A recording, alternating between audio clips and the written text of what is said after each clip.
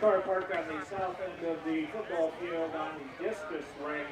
It needs to be moved. The license plate number is 285BFP. Again, whoever parked on the discus ring on the south end of the football field, please move your car. License plate 285BFP. Thank you.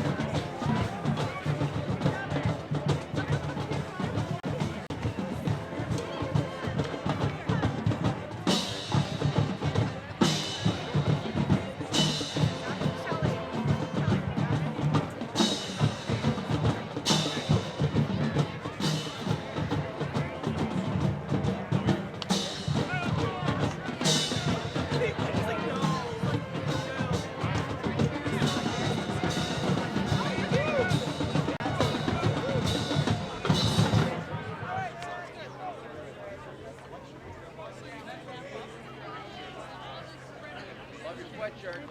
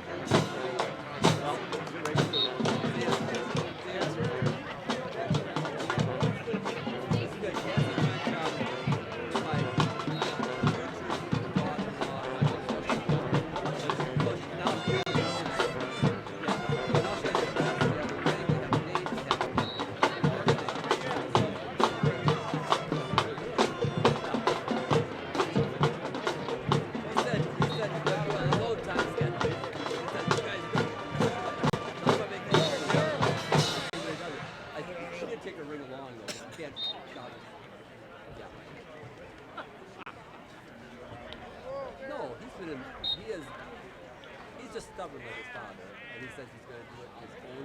And he was going to do it like a week ago, but then she had gallbladder surgery and kind of doing what everybody else did. And now he's going to hopefully statistics.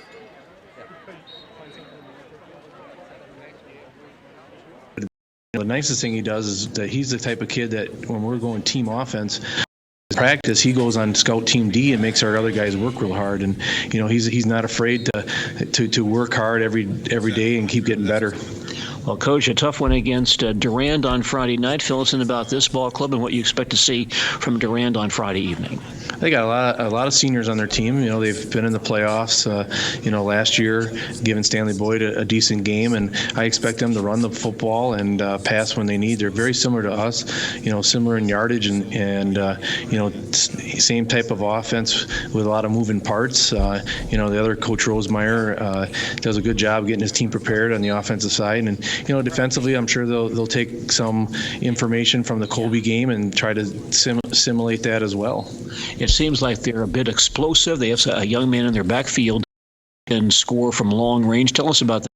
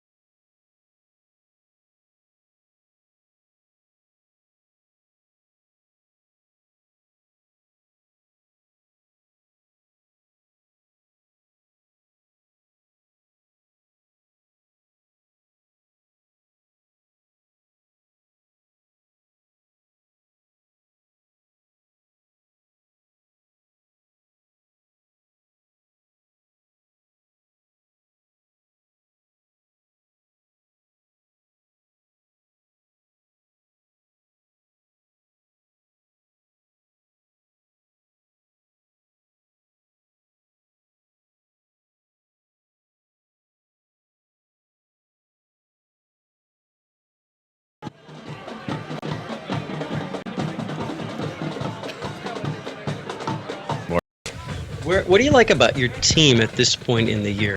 With a nice level 1 win, what has impressed you most about this team throughout the course of the year? I really appreciate their competitive desire, their work ethic throughout the course of the week, and then their football IQ as well. It's absolutely fun to sit around and talk with them and talk football and X's and O's, and I just really appreciate the amount of effort they're putting in both physically and mentally. Where have you seen the most growth from? What areas in terms of this team throughout the first, 10 games now? I think in confidence overall, we are fairly young this year. I think we're starting. What was that? What? I didn't hear what he said. Something would go wrong. I didn't hear what he said. Go wrong, and it would snowball a little bit on us. Ask him what he said. What did you say? I really like their ability to handle a tough situation and to get through that, to show that strength against. What did you say? Situation. After segment 3. All right. Well, speaking of adverse, tonight it doesn't get any easier. Here you've got a team that's been in 3 of the last 4 title games. Amherst. Yes. This Amherst team from a year ago. Tell us how this team is different this year than the one you guys faced down in Madison last November. They graduated a large number of seniors. I can't remember the exact number, but it was somewhere upwards of 17 or 18, I think. A large number of seniors, many of them starters. They're returning a few kids from that team that played quite a bit. But, all right, 1 minute. 1 minute. A lot of differences with the personnel on the field. Other than that, when it comes to system, they're obviously a very good football program, one of the best in the state over the last several years. They're very well coached. They definitely have a system, and they know it well, and they run it well, both offensively and defensively. So probably fewer system changes, but more personnel changes overall. Well, tell us about this system. What are you guys up against tonight? Tell us about this Amherst ball club and what they're going to throw at you. Offensively, they'll run their veer option game midline. They're very good with it, so they run out of spread formations. Very athletic quarterback and athletic running back along with them, so they'll option guys there. Like I say, they do spread the field a lot of time with 4 receiver sets, either 2x2 or 3x1, or we've seen some tight end sets too, but a lot of times they'll spread the field. Pretty good deep passing game. They throw the ball down the field a fair amount, and they've got some very, very dynamic wide receivers who really do a nice job of going up and getting a ball, even if they're covered pretty well. So, they'll take their shots that way. Defensively, they're on the 3-3 stack defense, so they balance things out. They give an odd man front. They've got some outside backers that are coming off the edges pretty tough. Three pretty good kids in the interior. They're very aggressive defensively and very fundamentally sound as well. So not a defense that we've seen a lot of typically in our conference, but we have seen it a couple times this year, and we've got some work in against that style of a defense. Yeah. Well, and Brandon Petrosky, tell us about their quarterback and what you see on film and what he presents for your defense here tonight. Yeah, he's one of those kind of key returners for them from last year. He was a great ball. Athletes, coaches, and spectators at education-based interscholastic events. We request your cooperation in supporting the participants and officials.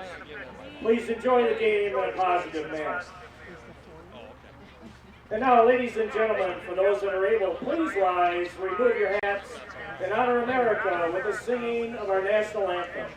Performed tonight by Lily Zobler, Caleb Peklinski, Sawyer Iden, and Eon Walnut.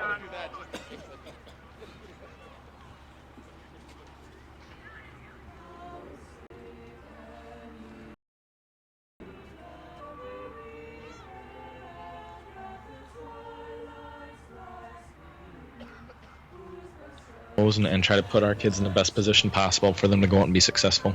Yeah, and I think you just answered my next question. I was going to ask, what did you guys learn as a coaching staff from that experience? Because not every coaching staff gets to coach in a big game like that, on a big stage like that, with all kinds of media attention and everything else that comes with playing in a state championship game.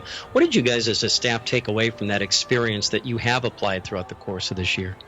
One of the things I can speak for myself and being pretty critical of myself, and last year I thought we abandoned our game plan, too early and went to some other things, and, they were clearly the better team, but at the same sense, you have to kind of stick with what got you to where you're at, and that's been a focal point of ours throughout the season is that, when you get into that tough situation, don't abandon the game plan, stick with the game plan. There's a reason that you spent the week planning to attack a team in a certain way, and so we're hoping to, probably stick with our initial game plan, longer and just stick with it, even if it's not always successful. I'm sure the guys are pumped up for this one. Yeah, they absolutely are. Amherst is a very good football team. We're really excited for the opportunity to play them here. Our guys worked really hard. They're very focused this week, and just really enjoying the playoff experience this year.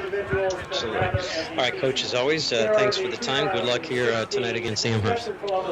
Thanks for the coverage, man. We've got Jason Gorris, head coach of the Spencer Columbus Rockets, a level 2 game in Division 5. It's Spencer Columbus at Amherst tonight.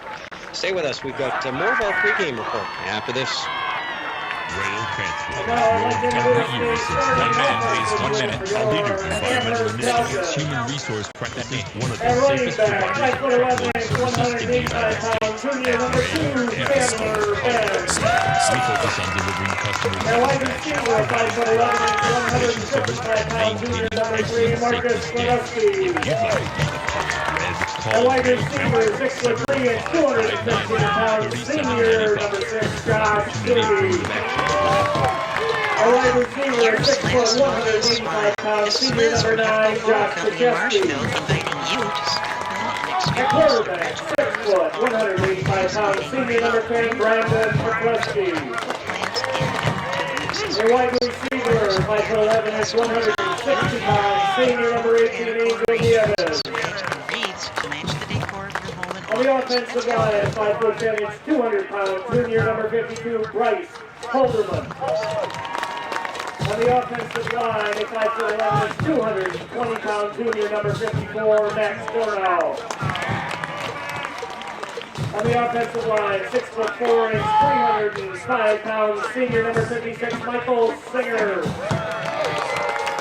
On the offensive line, 5'11", 205 pounds, senior number 57, Nick Lee. And on the offensive line, 6'1", 170 pounds, junior number 62, Mitchell Trevi. And the Falcons is coached by Mark DeLuca. As a reminder, the restroom and concession stand is located on the west side of the football field. The concession stand will be serving out of 2 locations on the east and west side of the field to serve you there. Thank you. As they have almost a 1,000-yard receiver in Marcus, receiver Josh Krzyzewski.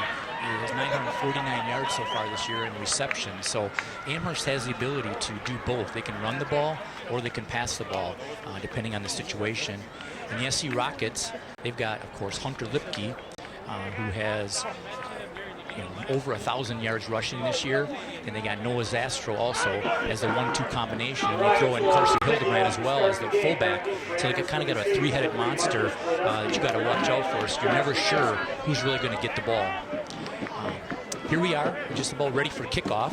Looks like the SC Rockets are going to be kicking off to the Amherst Falcons, and Lipke will be doing the kicking for SC.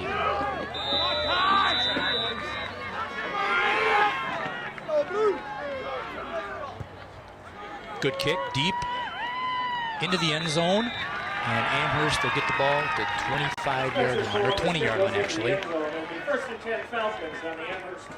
So Amherst will have the first chance here to get on the board against that tough SC defense, which is really getting better and better each week as we've been following them throughout the season.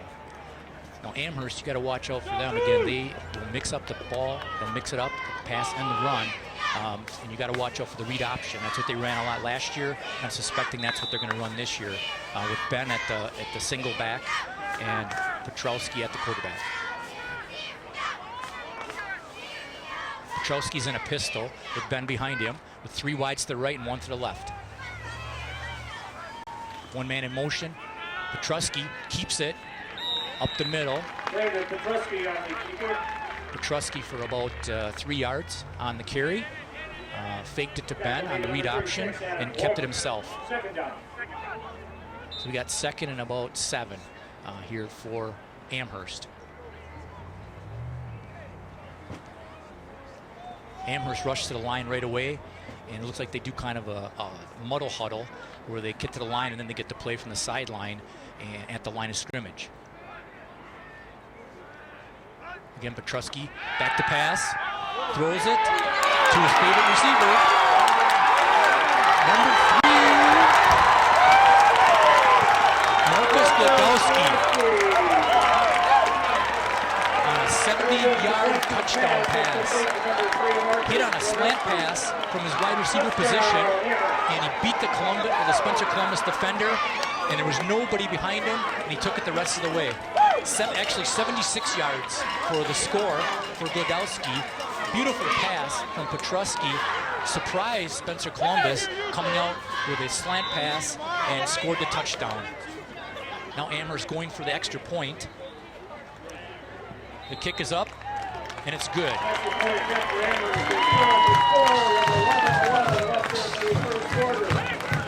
Okay, we'll go to a break here. Go to about a 60-second break.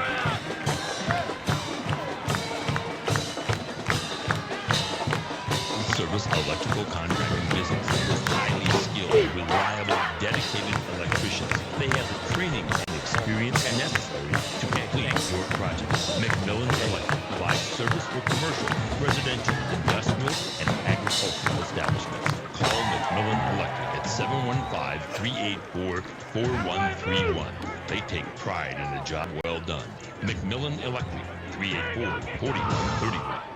When your car has gone its last mile, take it to First Choice Recycling in Spencer and cash in today. First Choice Recycling wants your junk vehicle. They pay top prices for your junk cars and trucks and all metals. Aluminum, copper, brass, iron, whatever metals you have laying around, round them up and make First Choice your first stop. First Choice Recycling open Monday through Friday, 8 a.m. to 5 p.m. and Saturdays till noon.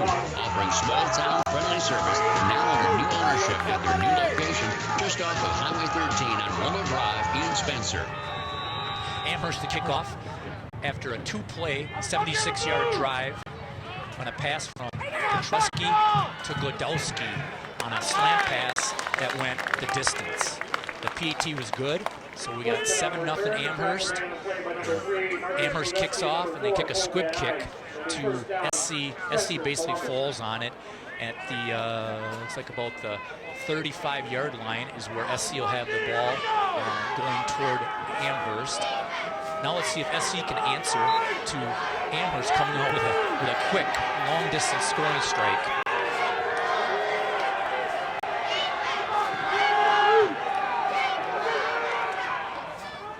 Handoff to Hunter Lipke.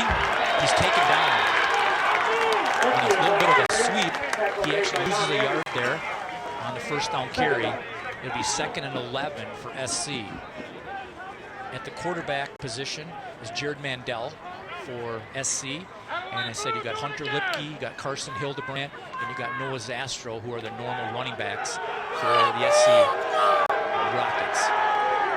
Mandel in the pistol with Carson Hildebrandt behind him. The normal formation with Zastro and Hildebrandt. Lipke comes across the formation and he slips, and he actually loses some more yardage. Lipke with a 3-yard loss on that play. Now it'll be 3rd down and 14 for the SC Rockets. They're going the wrong way here as they're kind of feeling out the game here and trying to figure out that Amherst defense.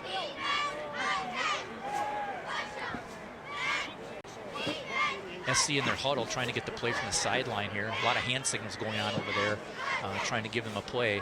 It'd be an interesting call here to see what they do on 3rd and 14. Do you want to air it out here, or do you just stick to your game plan and try to hit Lipke, bring Lipke or Zastro across the formation like they like to do from the wing positions on the rushing plays? Lipke in motion. It's going to be a penalty against SC here. This is going to be a legal motion. Going to push them back 5 more yards. Now we're going to be at 3rd and 19 for the SC Rockets. Remains 3rd down. This is actually a pretty big play early in the game here. SC does not want to turn it over. That's what ended up happening in the championship game last year. SC had a couple turnovers early, and Amherst was able to take advantage of it and really stretch the lead out early. It was 28-0 at half in that championship game last year. So SC's got to get off to a better start tonight. Mandel back to pass. It's got good protection. Ooh, passes high over Noah Zastro's head. Noah Zastro came off the wing position to the flat, and Mandel a little bit strong on the delivery, and Zastro could not hold on. So SC will have to punt here on a 4th and 19 from their, looks like from their about 26-yard line. They'll be punting, and Hunter Lipke back in punt formation. And back for Amherst is Krzyzewski.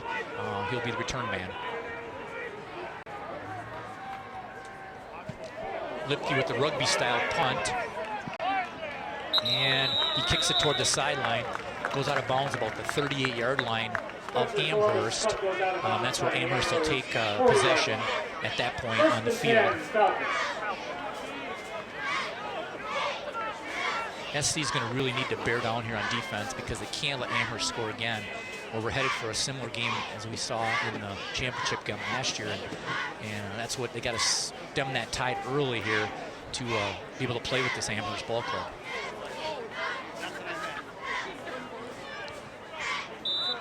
All right, Amherst comes to the line. Again, they don't even huddle. They just come right to the line. And Petrusky's at quarterback in the pistol. Hands off, nope. Fakes it to Ben, and Petrusky takes it up the middle. Again, the read option, and he gets about 5 yards on the carry.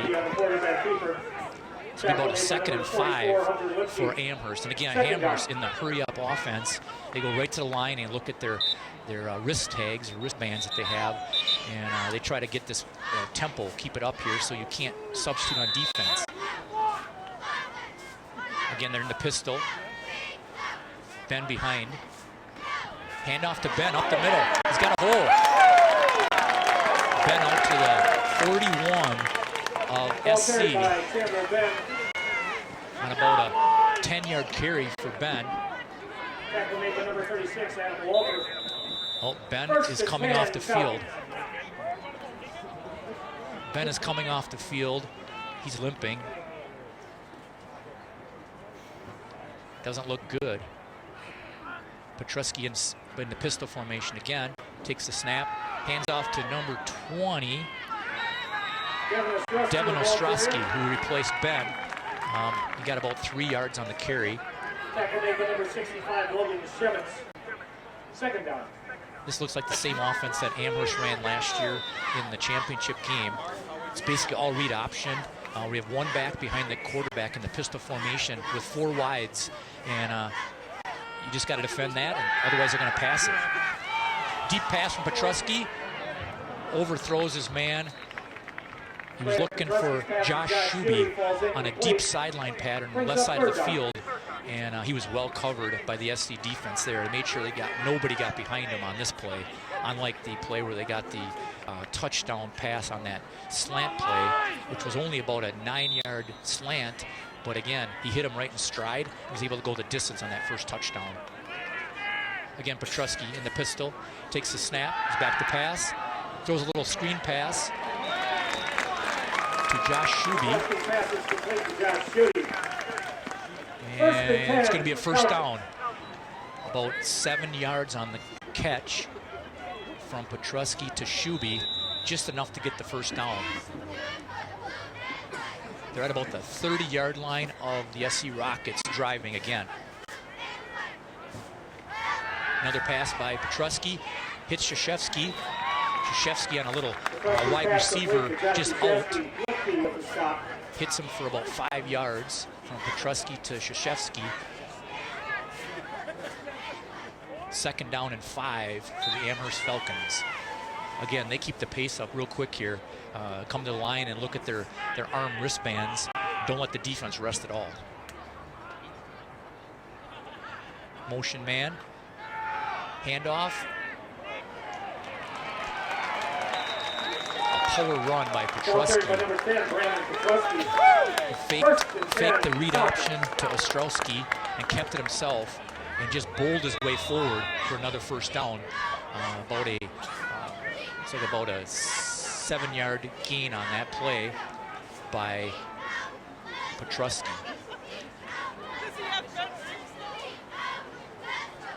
Ball's down to the 23-yard line of the SC Rockets. And right now the SC Rockets have no answer for that Amherst offense. They're just kind of moving down the field methodically here. Now there's going to be a timeout by Amherst. We're going to take a little break here. We'll be back in a minute to Amherst High School.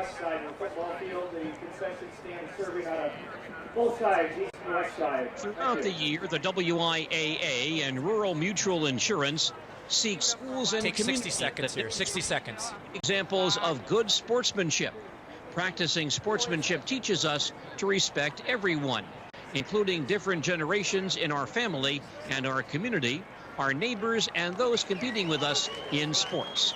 This message from the WIAA and Rural Mutual Insurance Company. You know a good teammate when you see one. Hardworking, reliable, and most of all, someone who knows that success is best achieved when people work together. At Ministry St. Joseph's Hospital, we work with all of our patients as a team to make the best decisions for their health. That's why we're proud to sponsor Columbus Sports, because the world needs more great teams. Get to know us better at ministryhealth.org. Ministry Healthcare. Knowing you better means treating you better. Here we are back to live action. Petruski with a pitch to Krzyzewski. Actually, no, it's Glodowski who got the pitch. Another first down for Amherst. First and goal, Falcons. Looks like about a 12-yard gain, and down to, looks like about the 5-yard line here.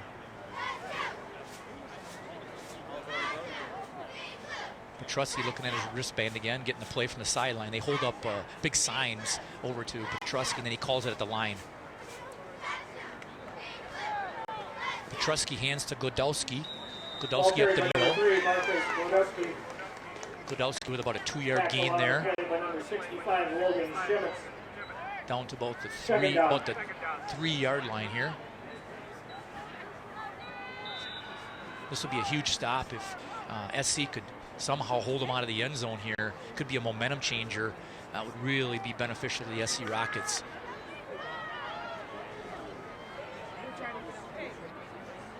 Petrusky takes a snap. He rolls to the right. Oh, he's got it easy. He's going in easy. Yep, he's in. Petrusky just take the snap with a pistol, and he just ran to the right. Had great blocking and just strolled into the end zone, pretty much uncontested there as he got in.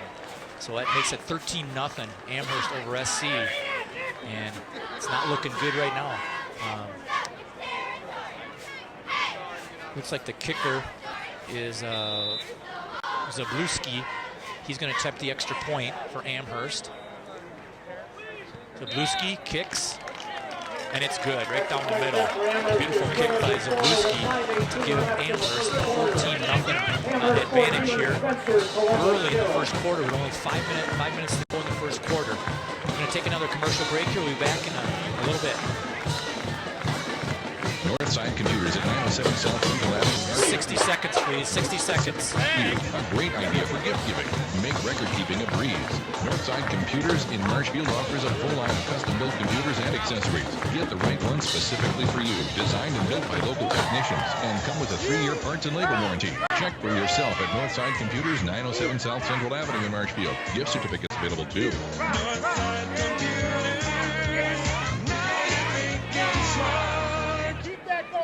If you drive a heavy truck, you know parts. Parts are the DNA of your truck. Each truck is different, and each trucker, too. At V&H, our parts division is one of the biggest in the industry, and our staff, with 240 years of combined service, will help you find whatever you need, and will almost always ship it to you the same day you order. Because at V&H, we'll find you the right part that's the right fit at the right price.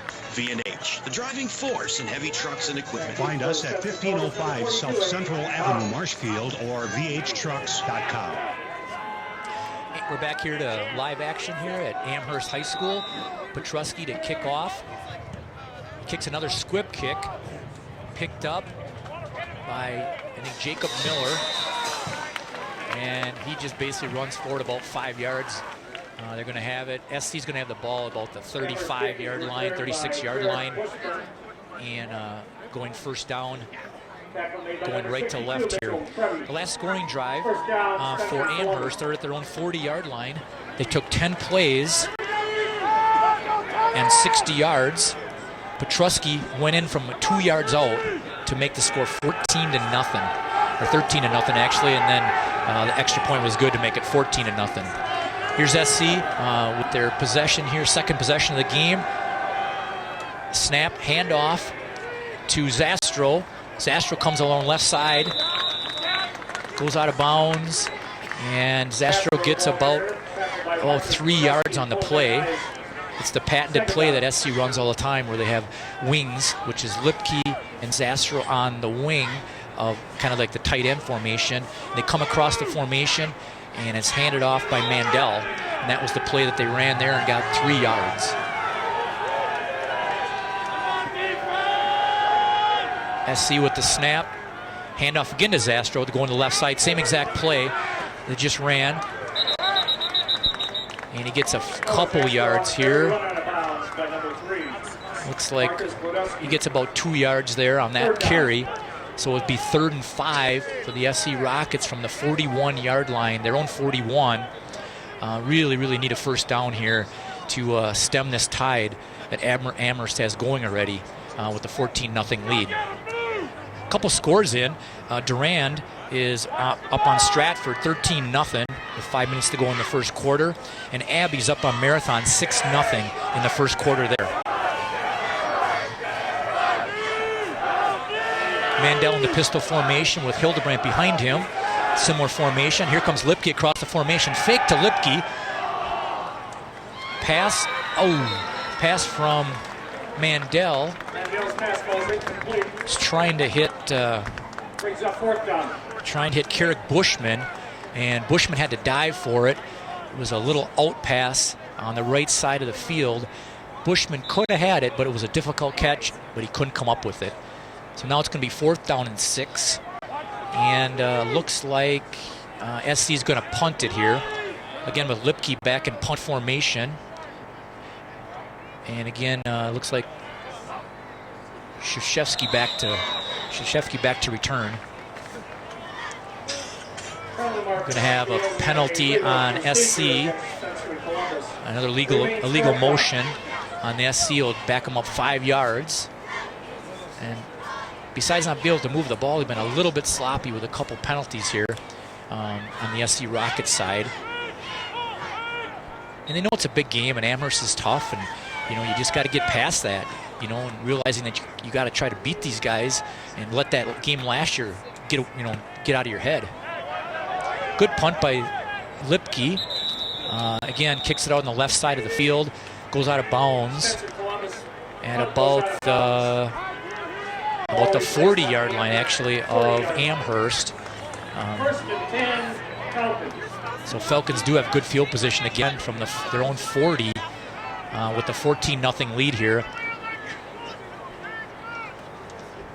You hope that the SC defense and the coaches over there will make some adjustments here to stem this tide, because right now Amherst is just going right through the SC defense very methodically in that second drive. We're able to march right down the field. Petruski in the pistol again. Fakes it to Ben. Pitches to Glodowski. Glodowski with a hole on the left side. Glodowski gets about 9 yards there. Ball carried by Marcus Glodowski. There's a penalty marker on the play. Late flag on the play. We'll see what that is.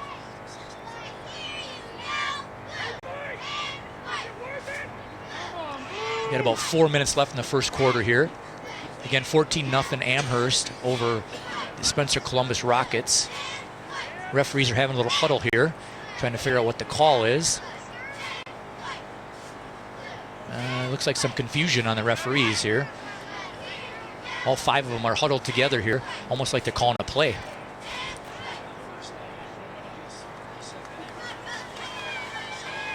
They're still huddling and discussing it, so there's definitely some confusion. The flag came in very late. The play was really done, and the flag came in. So I don't know what they got for a call here.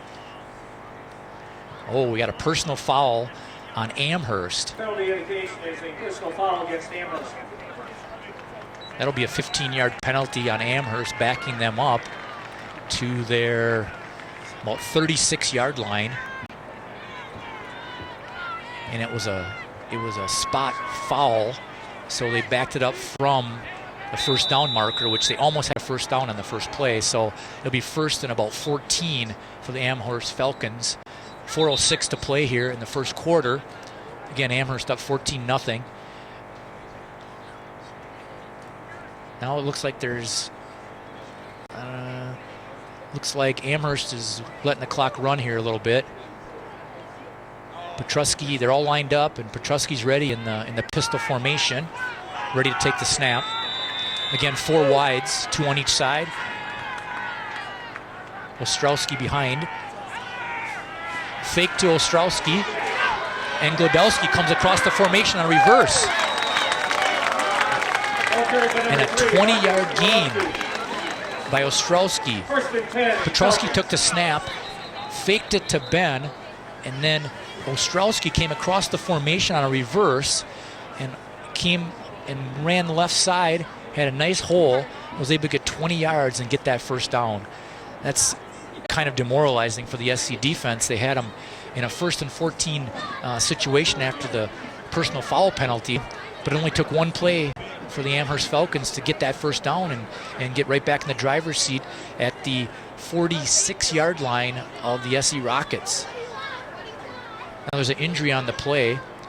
It looks like number 42 from SC, Hayden Ballman, is down right now. Not sure what it is, but they're attending to him on the field about the 45-yard line. He's up and walking off on his own power, so that's good to see.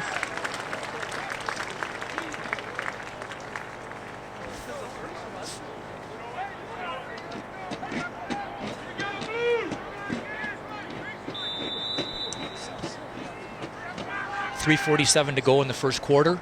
Amherst with a 1st and 10 from the 45-yard line of the SC Rockets. 2 wides left, 2 wides right. Petrusky in the pistol, as normal. Takes the snap, he rolls to the right. He's looking to throw it. Now he's going to tuck it down and run. Got a nice block from Ostrowski on the outside. It looks like we're going to have a late hit on the SC Rockets out of bounds. Going to tack 15 more yards onto the run.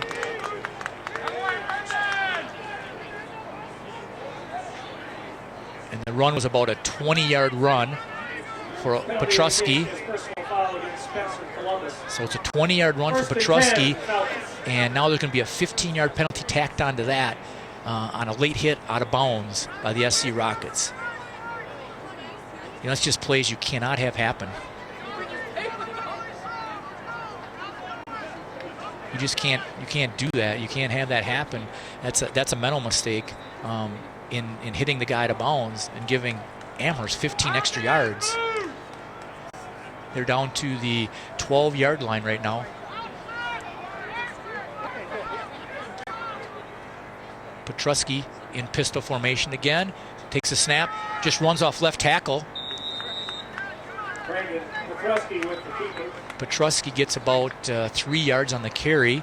Just a simple play where he took the pistol formation snap and ran off left tackle.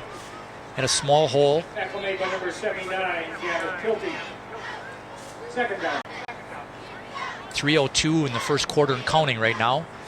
Again, Amherst 14-0, and on another drive here, down to the 9-yard line of the SC Rockets, looking to punch it in again for a 21-0 lead. SC has to dig in here and got to prevent this touchdown somehow. Petrusky, same thing. Snap, takes it off left tackle. Petrusky slipped on that play, and he got no gain. Third down. Amherst just up-tempo, up-tempo, up-tempo. They keep it moving here. They line up the line and then get the play from the sideline. And Petrusky looks at his armband, and then he calls the play right at the line. No chance for the SC Rockets to rest. Petrusky takes the snap. He runs off right side. He's looking to throw it. Throws it into the end zone. No catch. He rolled to the Petrusky rolled to the right. He threw it to the back corner of the end zone to Ostrowski, and Ostrowski made the catch, but he was out of bounds. It almost looked like he got his 1 foot in, because in high school all you need is 1 foot in. You don't need 2 like you do in the pros. But he wasn't able to get his foot down, and the referee called him out of bounds. So we got 4th and 6 from the 9-yard line, and it looks like they're going for it on 4th down. Petrusky with the snap, back to throw it. Throws it to Ostrowski. Ostrowski down to the 1-yard line. Did not get in. Petrusky's pass is into Marcus Glodowski. 1st and goal, Falcons. Glodowski got down to the 1-yard line, but could not get in. But he did get a 1st down. Didn't realize they were able to get a 1st down there. So they got the 1st down. I thought they were goal to goal, but it was a 1st down. So we got a new set of downs from the 1-yard line.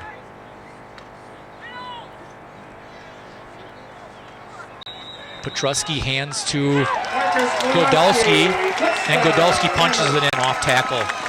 Just a simple dive play from Petrusky handing it to Glodowski, and he got in. Again, I didn't realize he could get a 1st down there on that 4th down play, but he did. Got the 1st down and was able to get in from the 1-yard line, and makes it 20-0 Amherst here with 1:29 to go in the first quarter. Zabluski with the kick. And Zablewski's up with the extra point. He made it. It's good. But now it is actually 21-0 here. Amherst over the SC Rockets. We'll take another commercial break here and be back at Amherst in a little bit. Take 1 minute, please. 1 minute, 60 seconds. Or outside your home, rely on Stern Weiss & Sons of Marshfield for ideas to make it beautiful. From easy do-it-yourself wall brick to cozy heat wood and gas fireplaces to Pittsburgh Corning glass block products outside of concrete landscape paving block, their new retaining wall block. Stern Weiss & Sons can make your project easy and beautiful. So keep an open mind and open new doors at Stern Weiss & Sons of Marshfield. Marina Schilling Funeral Home with hometown values, serving area families. Kevin Hansen is available to answer your pre-planning questions. He can also assist you with funerals, cremation, memorial services, and funeral trusts. Plan ahead for peace of mind. Visit their website, marinaschilling.com. Marina Schilling Funeral Homes for the 21st century. Colby, Abbotsford, Dorchester, and Owen. Todd Schultz and Mike Warren back here at Amherst High School. That scoring drive by Amherst. They started from their own 40-yard line, took 7 plays, and went 60 yards. Godowski ended it off with a 1-yard run at the 1:29 mark of the first quarter to make the score 20-0, and then the extra point was good again for a 21-0 lead by Amherst over the SC Rockets. Here comes the kickoff. High boot, fielded by, looks like Carrick Bushman with the return. Looks like SC will have a good field position here starting this drive from, where are they going to spot it down here? About the 32-yard line, their own 32, 33 actually.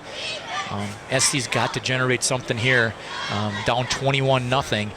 They got to figure out this Amherst defense and figure out in a hurry, or it's just going to be out of hand, and it's starting to get out of hand already here in the first quarter. Noah Zastro's here at quarterback now. Fakes it to Lipke. Zastro up the middle. Zastro with a nice gain. Zastro with about 11-yard gain there. Gets a first down at the 44-yard line of this SC Rockets on their own side of the field. Here mixing it up just a little bit with Noah Zastro coming in at quarterback and replacing Mandel to see if they can change up something here. Looks like Zastro's going to stay in at quarterback, and now Lipke's lined up behind him with 4 wide receivers, 2 on each side. Looks like another fake to Lipke. Zastro off left side, another great hole. Great run by Zastro. Zastro with another 11-yard gain for another first down. Again, they're using Lipke kind of as a decoy here, faking it to him, and then Zastro's is taking it off the left side himself on the last 2 plays. We've got a couple scores here. Durand is still up on Stratford, 14-0 with 5 minutes to go in the first half. And Abbey is up 20-6 over Marathon with 3 minutes to go in the first half. Zastro with the snap, fakes it again to Lipke. Same exact play, runs it off left side. I guess if it's working, keep on using it, right? So that's 3 plays exactly the same. Faking it to Lipke and Zastro taking it himself off the pistol formation snap. And that time, Zastro got about 6 yards on the carry. So far so good with Zastro here at quarterback. And Lipke lined up behind him now. Kind of changed their formations from what they've been doing in the first couple drives, where Mandel was at quarterback and you had Zastro and Lipke in their typical wing formations off the 2 tackles on the formation. Again, same formation, Lipke behind Zastro. Lipke again Zastro again fakes to Lipke and keeps it. This time tries the right side and absolutely nothing there. Actually no gain by Zastro. Got a 3rd down and 4 right now for the SC Rockets, and that'll be the first quarter. Again, 21-0 Amherst over SC. We'll take a break here, and we'll come back in a little bit. You may not know much about Bear Creek Canvas in Spencer, but there's a pretty Let's good go chance. 60 seconds here. Bear 60 Creek Canvas seconds. specializes in custom recanvassing for pop-up campers of virtually any make, model, or year. They make canvas camper tops for customers worldwide. Their camper tops can be seen at parks from Yosemite to Yellowstone or at a Wisconsin campground near you. Their customers agree that Bear Creek replacement tops are even better than the original tops. If your pop-up camper has seen better days, call them in Spencer or go to BearCreekCanvas.com. Bear Creek Canvas supports the Spencer community and SC Rockets football. Neighbor, can I borrow your lawnmower? Good afternoon, neighbor. Can I borrow a cup of sugar? Hey, neighbor, it's me again. Can I borrow your running shoes? You can't choose your neighbor, but at least you can choose 2 of your favorites from the McDonald's McPick 2 menu. Pick any 2 for $5 on McDonald's McPick 2 menu.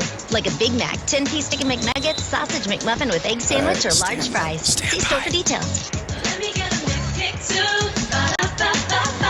For a limited time, prices and participation may vary. We're back to Amherst High School here. SC's got a 3rd down and 5 from their 40-yard line. Snap. Again, Zastro fakes to Lipke, and Zastro keeps it himself off the right side. That's been the play of choice here the last 4 plays. Zastro gets about 3 yards on the carry, down to the 37-yard line of the Amherst Falcons. And of course, SC is going to be going for it here on 4th and 2. Just huge. This has got to be a huge first down. I mean, they have to get this in order to keep this drive alive and keep their defense off the field to try to get back in this ball game. Back to their traditional formation. Zastro at quarterback. Carson Hildebrandt behind him. Handoff to Lipke coming across the formation. Lipke's going to pick up the first down. Lipke with about a 4-yard gain. Able to chug his way off right side to get that 4 yards and keep the chains moving here. Real important first down. Like I said, they could not give up the ball there, down 21-0. Now it looks like SC's going to the no huddle as well, looking to their wristbands. Zastro still at quarterback, Lipke behind him. 1st down and 10. Lipke, fake to Lipke again. Zastro going wide. He's got the corner, he's got the edge, and he's thrown out of bounds for about a 7-yard gain.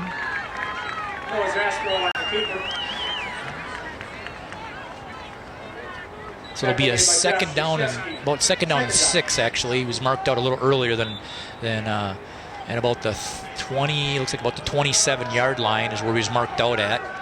2nd and 4 for the Rockets. Zastro takes the snap, option play. Zastro going to keep it himself.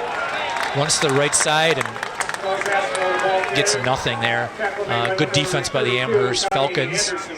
Looks like Zastro lost about a yard there on the keeper. It's been all Zastro this drive, basically using Lipke pretty much as just a decoy, other than the 3rd down conversion or the 4th down conversion that Lipke had when he got the 4 yards. Zastro still at quarterback here, 4 wide receivers. This time again, a fake to Lipke up the middle, and Zastro off the left side.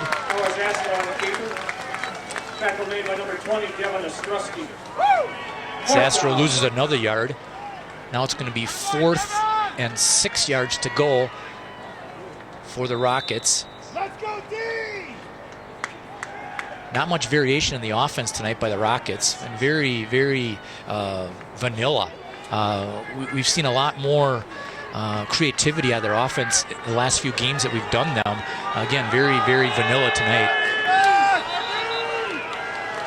Timeout on the field by Spencer Columbus. Spencer Columbus going to take a timeout. All right, we'll take a break here. We'll be back in 30 seconds. For nearly 50 years and 2 generations, Lang Furniture of Marshfield has been manufacturing furniture for 30 seconds, yeah, 30 seconds. The nation. To accomplish that job, it takes time and dedication to meet the needs of their customers. A complete team effort to get the job done. Lang Furniture thanks you for listening as these young athletes make that same team effort. Good luck to all the players and coaches. They hope you'll continue to follow that team concept throughout your life. A message coming your way from Lang Furniture of Marshfield. We're back here at Amherst High School, and so far, Noah Zastro has 10 carries for 38 yards. Hunter Lipke only 3 carries for 0 yards. And normally that's reversed, where Lipke typically has more carries than Zastro, and Zastro's sort of the complement to Lipke, but they really switched it up tonight and really using Zastro. Again, a lot different offense than we've seen the last few games. Again, just quite a bit more vanilla, running similar plays over and over and not mixing it up as much as they normally do. Now we got Mandel back at quarterback here on a 4th and 5 with Hildebrandt behind him. And we've got one receiver spread wide right. We're going to have a legal motion, looks like, again, by the SC Rockets. Looks like Ethan Meese moved early. I'm going to put him back 5 yards. It's going to be a 4th and 10 here for the SC Rockets, just making it even more difficult for them to make this first down. Now they're back to their own 33, or back to the SC. The Amherst 33-yard line is where they'll start this play from on 4th and 10. Mandel's going to stay in at quarterback, it looks like. More than likely, we're going to see a pass here from Mandel. Carrick Bushman's been a real target for them down the stretch here the last few games. They've hit him with some nice passes. See if he goes to Bushman here on this play. Mandel takes a snap, goes back, straight back in the pocket. Got great protection, going deep. Nobody open. Oh my gosh, what a catch! Zastro! 33-yard reception in the end zone for a touchdown. He was blanketed by the Amherst defender. There's no way he could catch that ball. The Amherst defender didn't look back for the ball, and it went right past his shoulder pad, right to Zastro. He made a miraculous catch at his knees. I thought there's no way as the ball's in the air that he's going to be able to catch that ball. It's going to easily be knocked down. Zastro comes up with it. Huge play. 33-yard touchdown pass from Mandel to Zastro, and now it looks like SC will go for 2. Their customary formation that they do. They'll usually go for 2 rather than the extra point. Mandel still in the game at quarterback. We got Lipke behind him.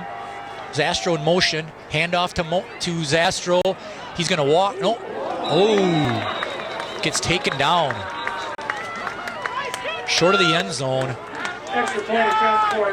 by Ryan Togis from Amherst. Put the big lick on Noah Zastro.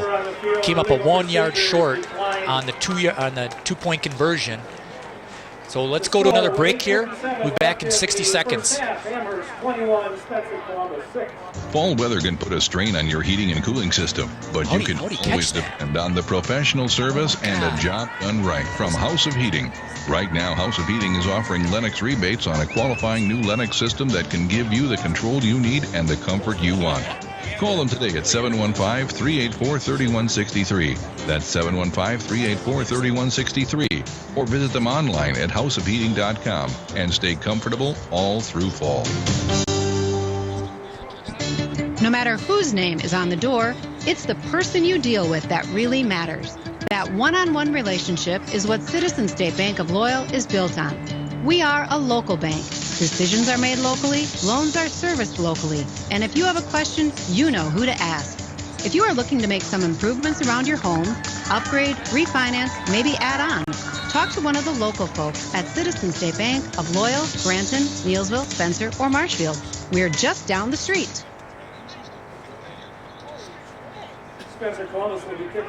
Here we are back at Amherst High School, and Spencer Columbus gets on the board with a 10-play drive, started at their own 33-yard line, so 67 yards, and the 33-yard touchdown pass from Mandel to Zastro to cap it off, make the score 21-6, and SC did not get the 2-point conversion. Kickoff by Lipke, kicks it deep, gonna fake a reverse. Glodowski, no, Krzyzewski up to, well, at the 44-yard line.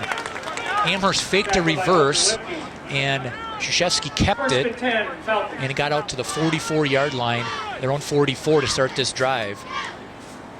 Again, good news for the SC Rockets to get on the board there. Again, the coverage was beautiful by the defensive back from Amherst, and he just didn't look back for the ball, and it went right past his shoulder, and Zastro was able to make a miraculous catch to get in the end zone. Again, that was a 4th down play.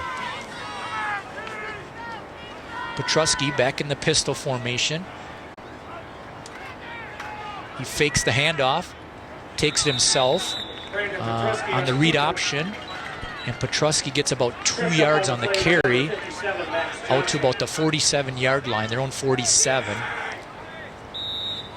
Ostrowski is still the running back behind Petrusky. Chandler Ben has not been back in the game since early. Pass from Petrusky out to Glodowski.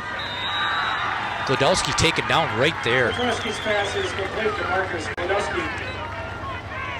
Good tackle by Noah Zastro there.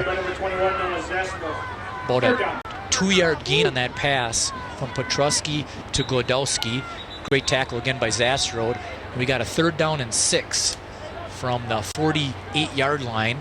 Amherst 48-yard line here. Again, Amherst at the line, calling the play at the line like they've done all game. Keeping the pace moving here. We got 8 minutes to go in the second quarter here. Petrusky takes the snap, back to pass. Throws it out to... Tries to hit Josh Shuby. Josh Shuby on about a 5-yard pass out in the left flat. Throw up the pass a little bit low. Shuby couldn't come up with it. It's going to be 4th down and 6 for the Amherst Falcons. Amherst Falcons are lining up in punt formation here. Be wary of the fake here on a 4th and 6 from your own 48. Zastro's back, a dangerous return man in Zastro. We've seen him return punts this year for touchdowns. Good snap. The punt away. Nice high punt. Not real deep. Takes an SC bounce. Actually bounces back. And it looks like Spencer Columbus will take over on the 25-yard line. The punter there was number 52. Bryce Holderman was the punter for Amherst. Again, a nice high punt, not real far, but no return on the punt. There's a bright spot for the SC defense there. They're able to hold Amherst and make them punt, get the ball back for the offense. With 7:43 left in the second quarter, the first stop of the game by the SC defense. Looks like Zastro's back in at quarterback. He's got Lipke behind him. Gonna be an option to the right. Option pitch to Lipke. Lipke right side fighting for yardage. Nice gain out there. Looks like about a 9-yard gain for Lipke off the option pitch. Zastro kept it till the very last second. He was actually getting dragged down as he pitched it to Lipke, and Lipke sort of tripped and stumbled, but he was able to keep his balance, and with that big body at 215 pounds, he was a locomotive, able to get his way down, and actually they gave him the first down. He actually got 10 yards on that carry. So 1st and 10 for the SC Rockets.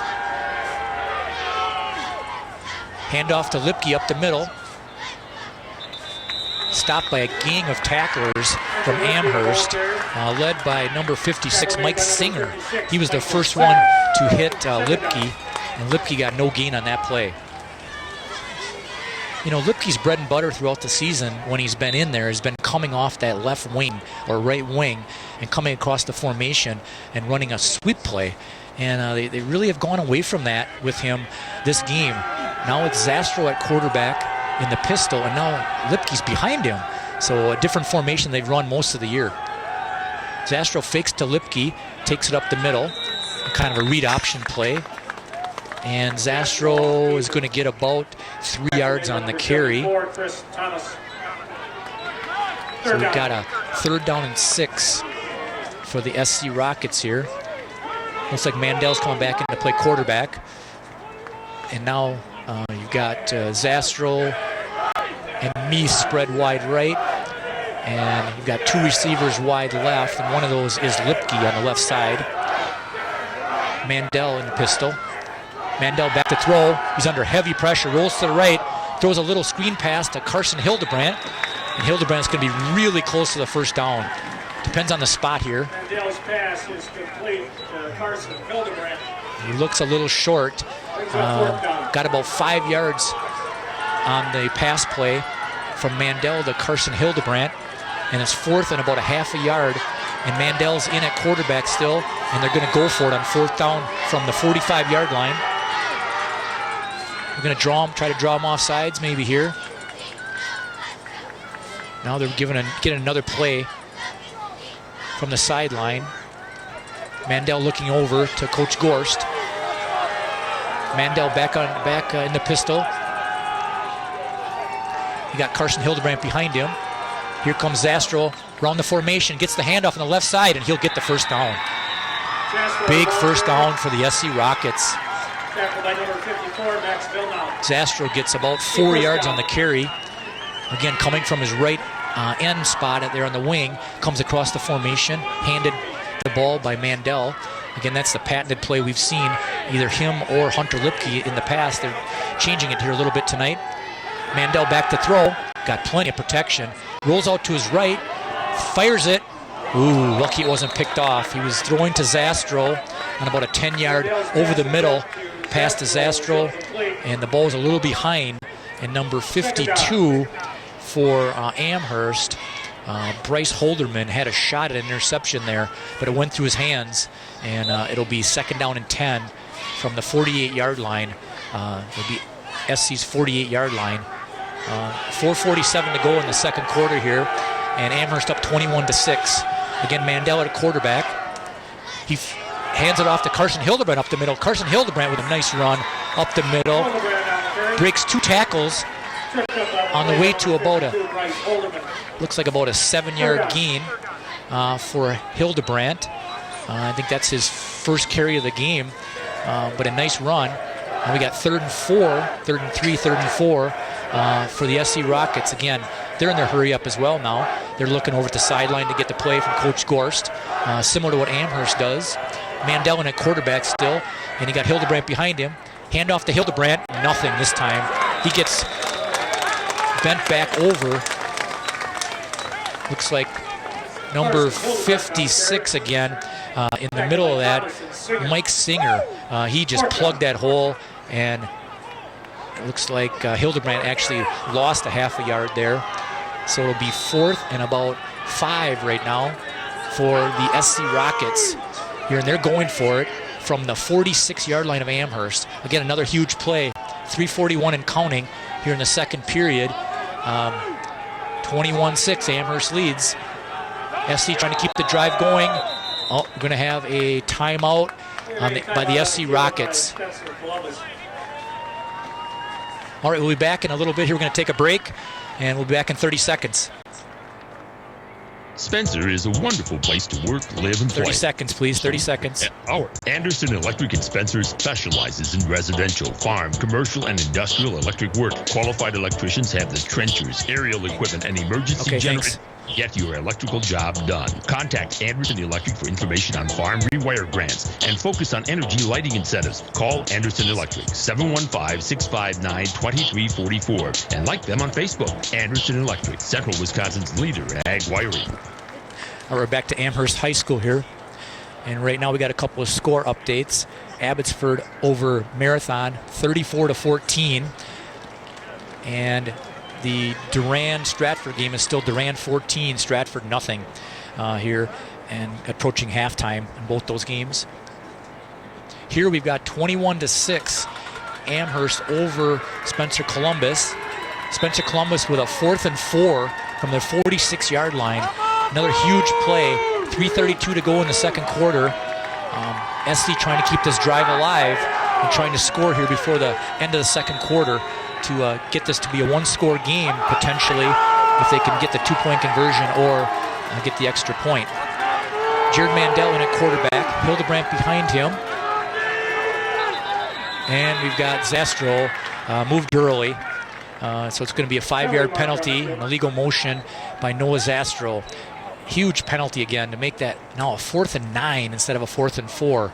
Just a very big difference when you're going for a big 4th down play. really changes your play calling, where you almost forced a pass on a 4th and 9, and 4th and 4, you still got that chance that you could probably run it and try to get the first down, or you could throw it. Just puts the defense in a lot more difficult position. Again, it looks like the referees are huddling again, but I saw Zastro move early. He was on the right wide receiver position, and he flinched and went forward, so I'm almost positive that that's what they're going to call here.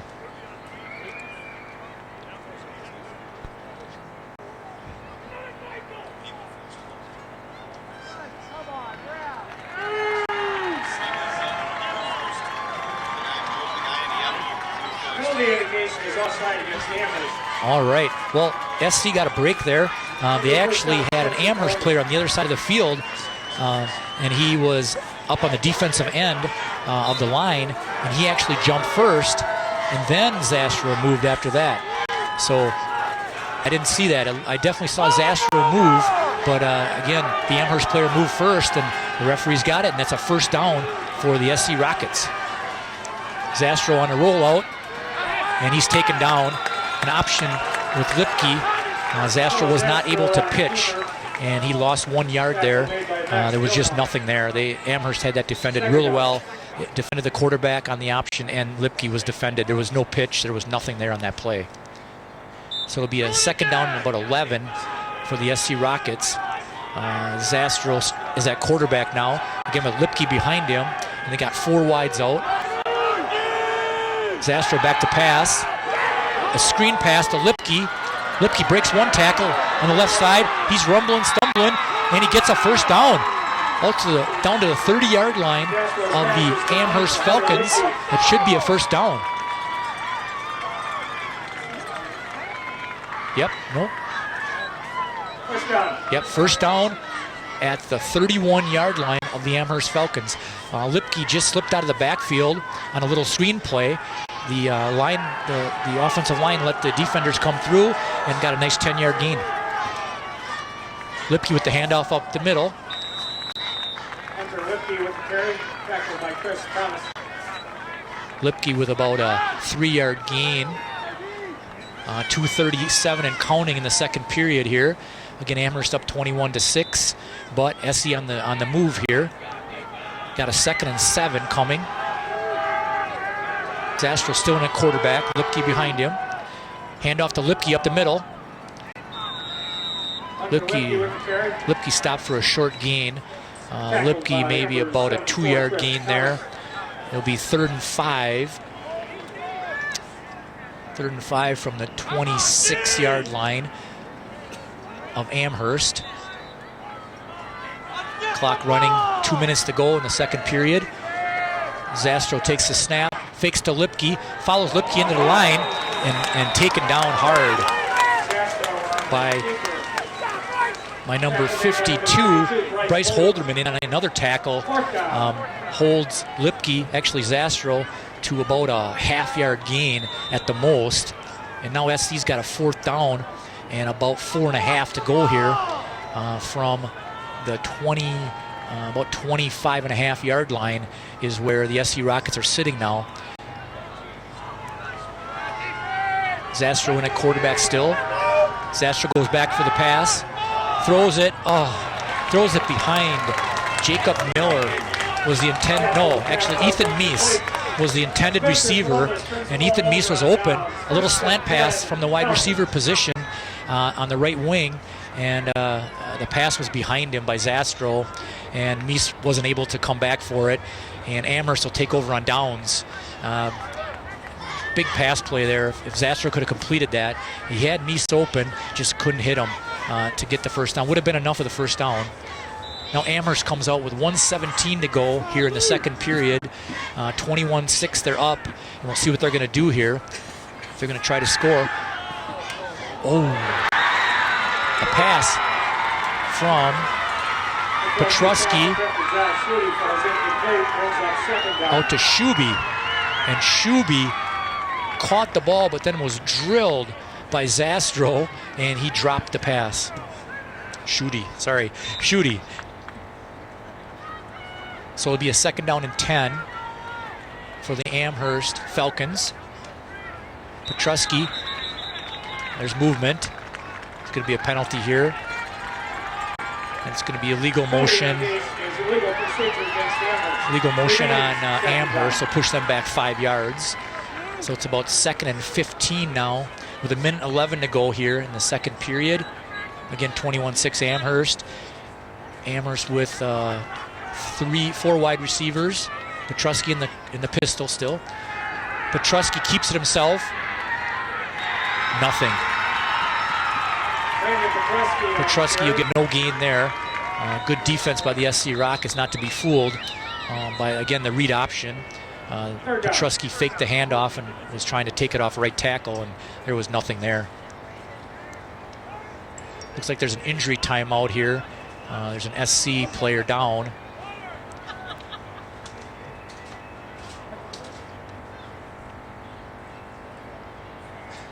At halftime, we've got another score here. At halftime, Loyal is up 3-0 over Owen Withee.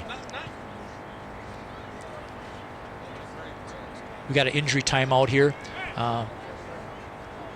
We've got another score here.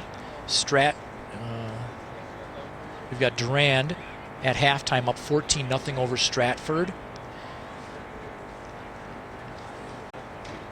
And we've still got the injury timeout. They're tending to the player, and I don't know what number it was.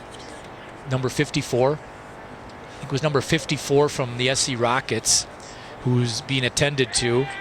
Not sure what it is. It's looks like Riley Schmidt is the senior linebacker. And he's limping off the field. He's going off mostly on his own power. Appears to be pretty woozy. Could be one of those bell ringer deals where you... So Amherst is going to come back on the field here after the injury timeout. 59 seconds to go here. And it's 21-6 Amherst. Ball at the... Looks like still the 25-yard line on a 3rd and about 15 for the Amherst Falcons. I'm thinking they'll probably just want to run the clock out here. Yeah, they're letting the clock run. Clock's running at 46 seconds to go. Amherst probably try to get into halftime here up 21-6. Now he's going back. Petrusky's going back to pass. He's airing it out. He's got an open receiver. Josh Shashevsky catches it. He's in for a touchdown. 75-yard touchdown. Petrusky to Shashevsky.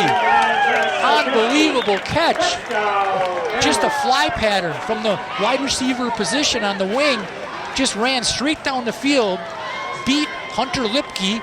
Was there. He jumped for it. It went over Lipke's head, right into the arms of Shashevsky, and he trotted in the end zone from there for a 75-yard touchdown. When I thought they're going to go in with 21-6, they air it out and score a touchdown. And the PAT is good.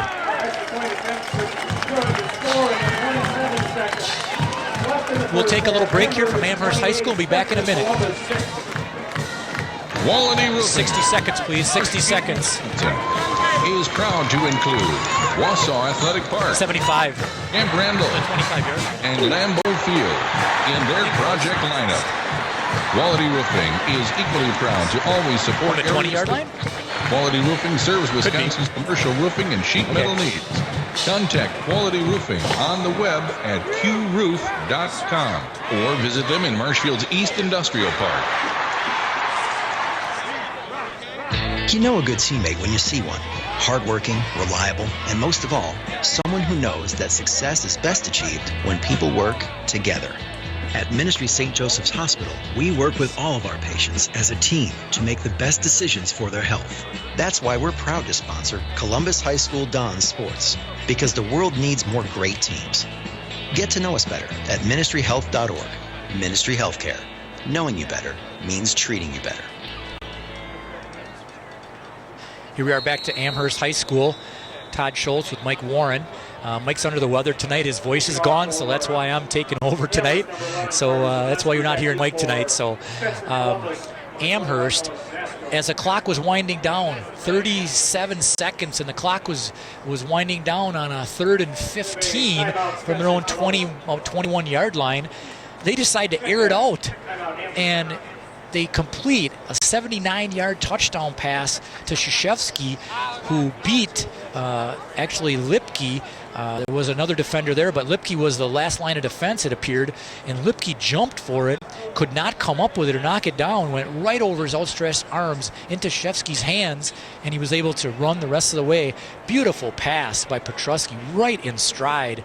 You couldn't throw it any better than that by the quarterback for Amherst Falcons, to make it 28-6 as they made the PAT as well. Got a good kicker. He's 4 for 4 on PATs, so that's pretty much automatic, it looks like, for the Amherst Falcons when they do score touchdowns. Amherst is going to be kicking off here with 27 seconds to go, up 28-6 here in the second quarter. That's a demoralizing touchdown to give up by the SC Rockets after they had stemmed the tide here just a bit. After they had scored, and they kind of were holding Amherst and not letting him score until that long touchdown, 79-yarder, that just is a backbreaker before halftime. Deep kick to Zastro. He fields it at about the 10. He's bringing it out left side, and he gets taken down there at about the 23-yard line or so is where Zastro gets taken down. We got 17 seconds left here in the second period. Again, Amherst up 28-6. And you got to think, I thought Amherst was going to take it into the halftime too at 21-6. So I guess you never know what the SC Rockets are going to do here with 17 seconds and maybe one timeout left. SC's actually huddling up here, which they haven't been doing for most of the second quarter anyway. They've been going to the line right away. Zastro's at quarterback in the pistol with Lipke behind him. That's been more the common formation here in the second quarter. Looks like Zastro fakes it to Lipke. He goes off left side and gets about 15 yards going left for the first down. And looks like he got out of bounds. So there's 10 seconds to go in the second quarter. 28-6, and the SC Rockets are going to have to air it out here if they want to try to score before halftime. Oh, now the clock's running. He didn't get out of bounds. 8 seconds. Zastro back. He throws it deep, and it's way overthrown. He was looking for Ethan Meese down the left side, and well overthrown to Meese, and that'll end the first half here at Amherst. And again, Amherst up 28-6 here in the first half. Pretty much all Amherst. And again, that touchdown, a 79-yard touchdown, was just a backbreaker here right before halftime to give them a 3-score lead going into the second half.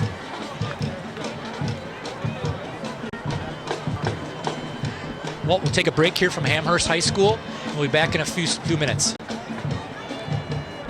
See one of the largest carpet warehouses in central Wisconsin at R&R Flooring and Furniture in Spencer. They have more than 150 rolls of carpet and vinyl in stock for you. They are now carrying Wolf-Craft furniture. All right, we'll take 2 minutes and then put Gene on with his halftime show. 2 minutes and then put Gene on with his halftime show. Thank you. Saturdays and Sundays, open 10 till 1. R&R Flooring and Furniture, Highway 13 in Spencer. Good luck to the Spencer Columbus Rockets.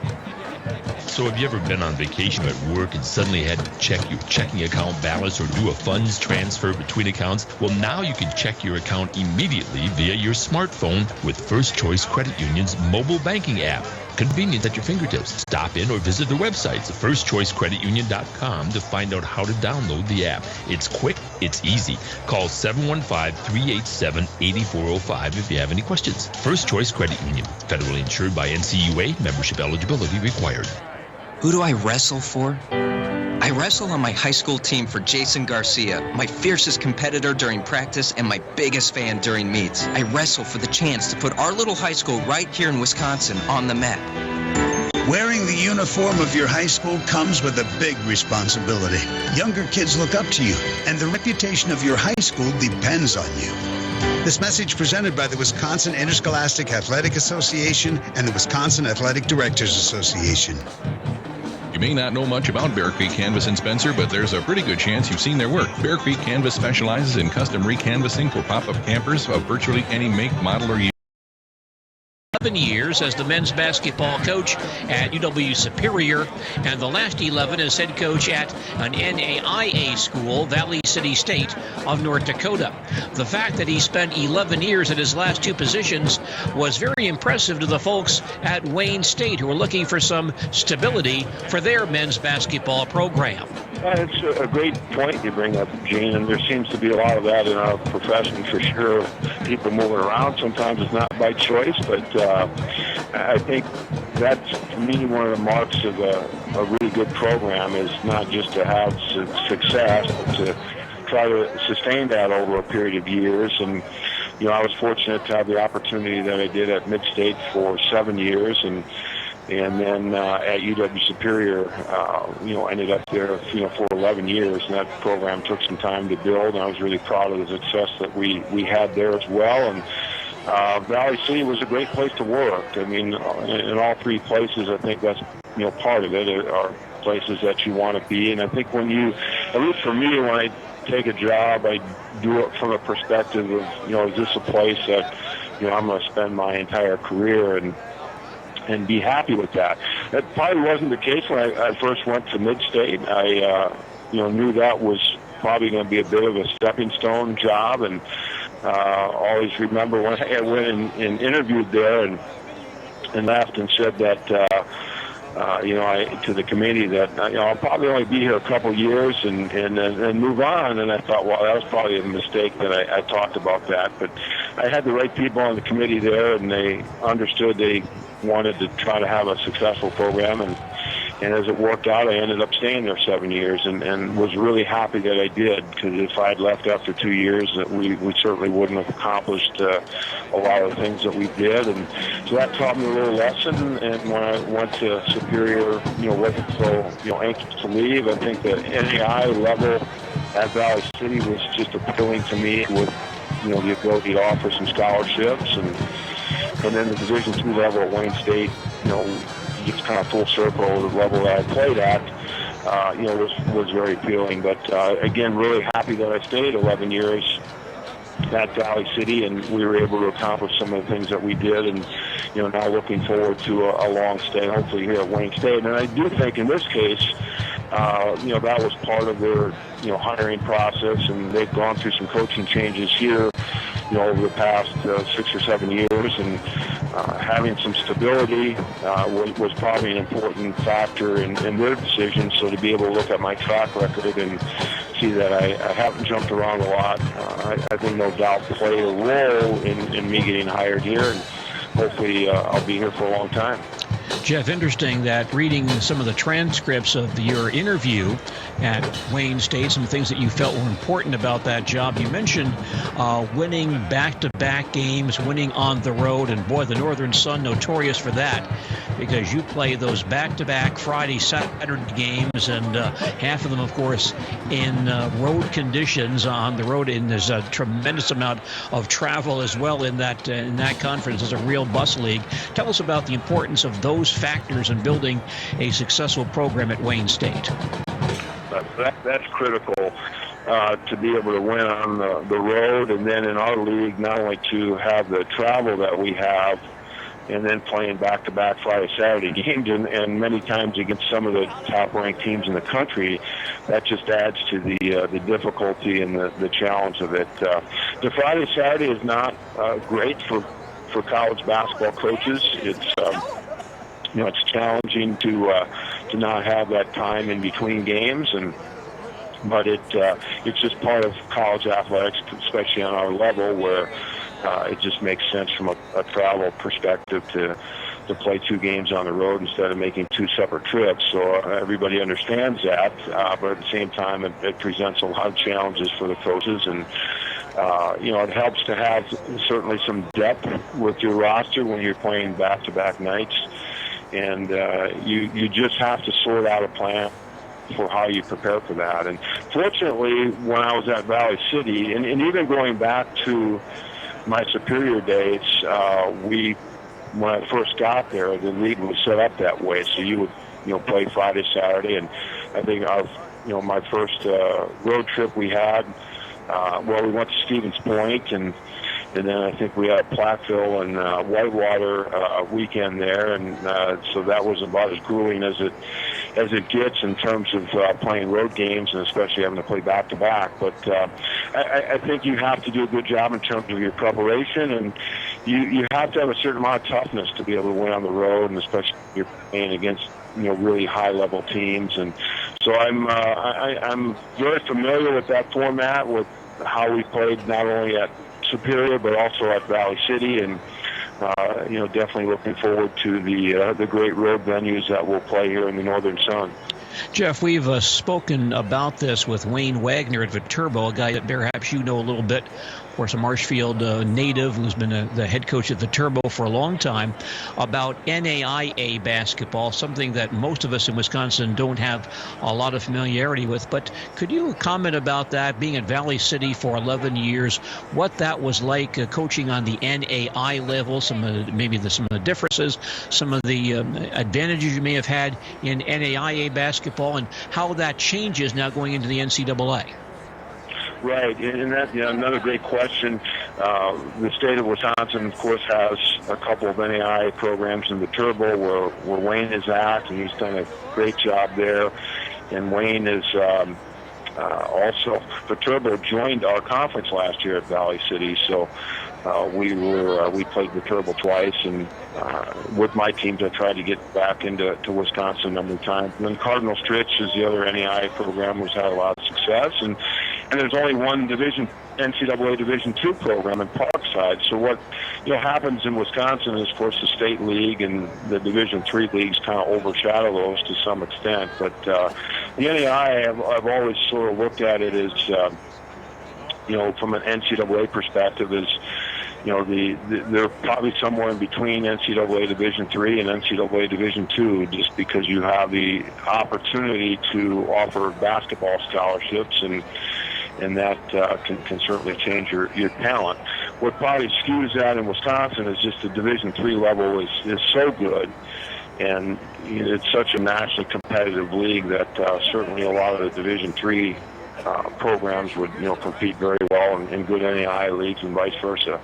But that is a little bit of difference. NAIA is an organization that's existed for a long time. It actually started their national tournament before the NCAA existed, and the NCAA, of course, has turned into a giant, and most people associate more with the NCAA than the NAIA. But I have a lot of respect for the NAIA level, and certainly enjoyed my experience there for 11 years, and now looking forward to the Division II level. I've actually been on, and it's collegiately every level now. I played Division II, and I was a graduate assistant at NCAA Division I school, and had a job, obviously, at junior college level with Mid-State, and the Division III level with Superior, NAIA level with Valley City, and now back to the Division II level as a coach at Wayne State. So certainly know a lot about the each level, and definitely looking forward to my experience here at Wayne State. Well, Jeff, before we let you go, we should ask about this year's ball club. You mentioned you've been on the job a little bit, and school just starting today at Wayne State. But what about your prospects for this coming season? How has the offseason recruiting gone, and what do things look like for your ball club next season? Yeah, thanks for asking. I did get the job in the summer, so we didn't, have the ability necessarily to bring in a lot of new faces here for this year's roster. The downside of it, it's been a program that struggled a little bit. We talked about. They were Wayne State was 3-19 in the conference last year. We do have a lot of guys back from last year's team, so they were a young group, and looking forward to molding that group and starting to work with that group here very soon. And a lot of our recruiting has been focused on the 2017 class, and I would say for sure one of the differences from the Division II level to where I was at the NAIA level is just recruiting takes place a little earlier. So we've already offered a number of scholarships for prospects that are going to be 2017 grads, and working really hard on that class right now and looking forward to the group that we have. So we're excited about it. We play a lot of road games early. That will be challenging. We also get an opportunity. Our first road game will be an exhibition against Creighton University, which, of course, is in the Big East, and will probably be a highly competitive Big East team this year. So might as well get started with the challenge, and we're looking forward to that, and definitely looking forward to my experience here at Wayne State College. Former Mid-State Tech of Wisconsin Rapids men's basketball coach Jeff Kaminsky hired this summer to serve as the men's basketball coach at Wayne State of Nebraska. Take 2 minutes after Gene's thing's done. Take 2 minutes. In just a moment. Where will you be the next time you're sick? At home? On the job? On vacation?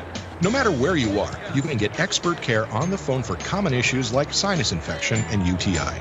Just call Care My Way at 844-227-3929 and speak with a nurse practitioner at Marshfield Clinic. You can call any day between 7 a.m. and 9 p.m. for just $40. That's Care My Way at 844-227-3929. Marshfield Clinic. Don't just live. Shine. McMillan Electric, a professional full-service electrical contracting business with highly skilled, reliable, dedicated electricians. They have the training and experience necessary to complete your project. McMillan Electric provides service for commercial, residential, industrial, and agricultural establishments. Call McMillan Electric at 715-384-4131. They take pride in a job well done. McMillan Electric, 384-4131. When your car has gone its last mile, 1 minute. Recycling in Spencer and cash in today. First Choice Recycling wants your junk vehicle. They pay top prices for your junk cars and trucks and all metals. Aluminum, copper, brass, iron, whatever metals you have laying around, round them up and make First Choice your first stop. First Choice Recycling open Monday through Friday, 8 a.m. to 5 p.m. and Saturdays till noon. Offering small town friendly service now under new ownership at their new location just off of Highway 13 on Willow Drive in Spencer. Save big on gas and more at Baltus Bread and Butter Shops in central Wisconsin. Join the Rapid Rewards program today. Earn big points by visiting one of the Baltus Oil locations in Marshfield, Stratford, or Wisconsin Rapids. Pick up a free Rapid Rewards member card. Register your card at baltusrewards.com/register. Just for signing up, you are automatically registered to win great prizes awarded throughout each month.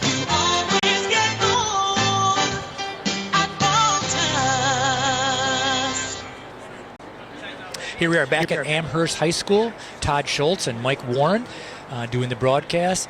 Like I said, Mike is under the weather tonight. He's here, but he has no voice, so I'm kind of taking over for him because I've got a voice. So anyway, we're going to get into this. The last score that the Amherst Falcons had was on a drive of 3 plays, 74 yards. And that was right before halftime with 27 seconds to go in the second quarter. The play was capped off by Petrosky to Krzyzewski's 79-yard pass play that put them up 28-6 right before halftime. Again, as I said, just a backbreaker as the ball just sailed over Hunter Lipke's outstretched arm as he jumped for it, just could not tip it, and it went right into the arms of Krzyzewski for that score to make it 28-6. The scoring play recap was sponsored by United FCS, supporting agricultural and rural communities here in the area. Now we want to get to the halftime stats for tonight. The halftime stats are sponsored to you or brought to you by the people where numbers matter. Edward Jones Investments of Marshfield. See Randy Gershman and Brian Kaiser for sound investment advice.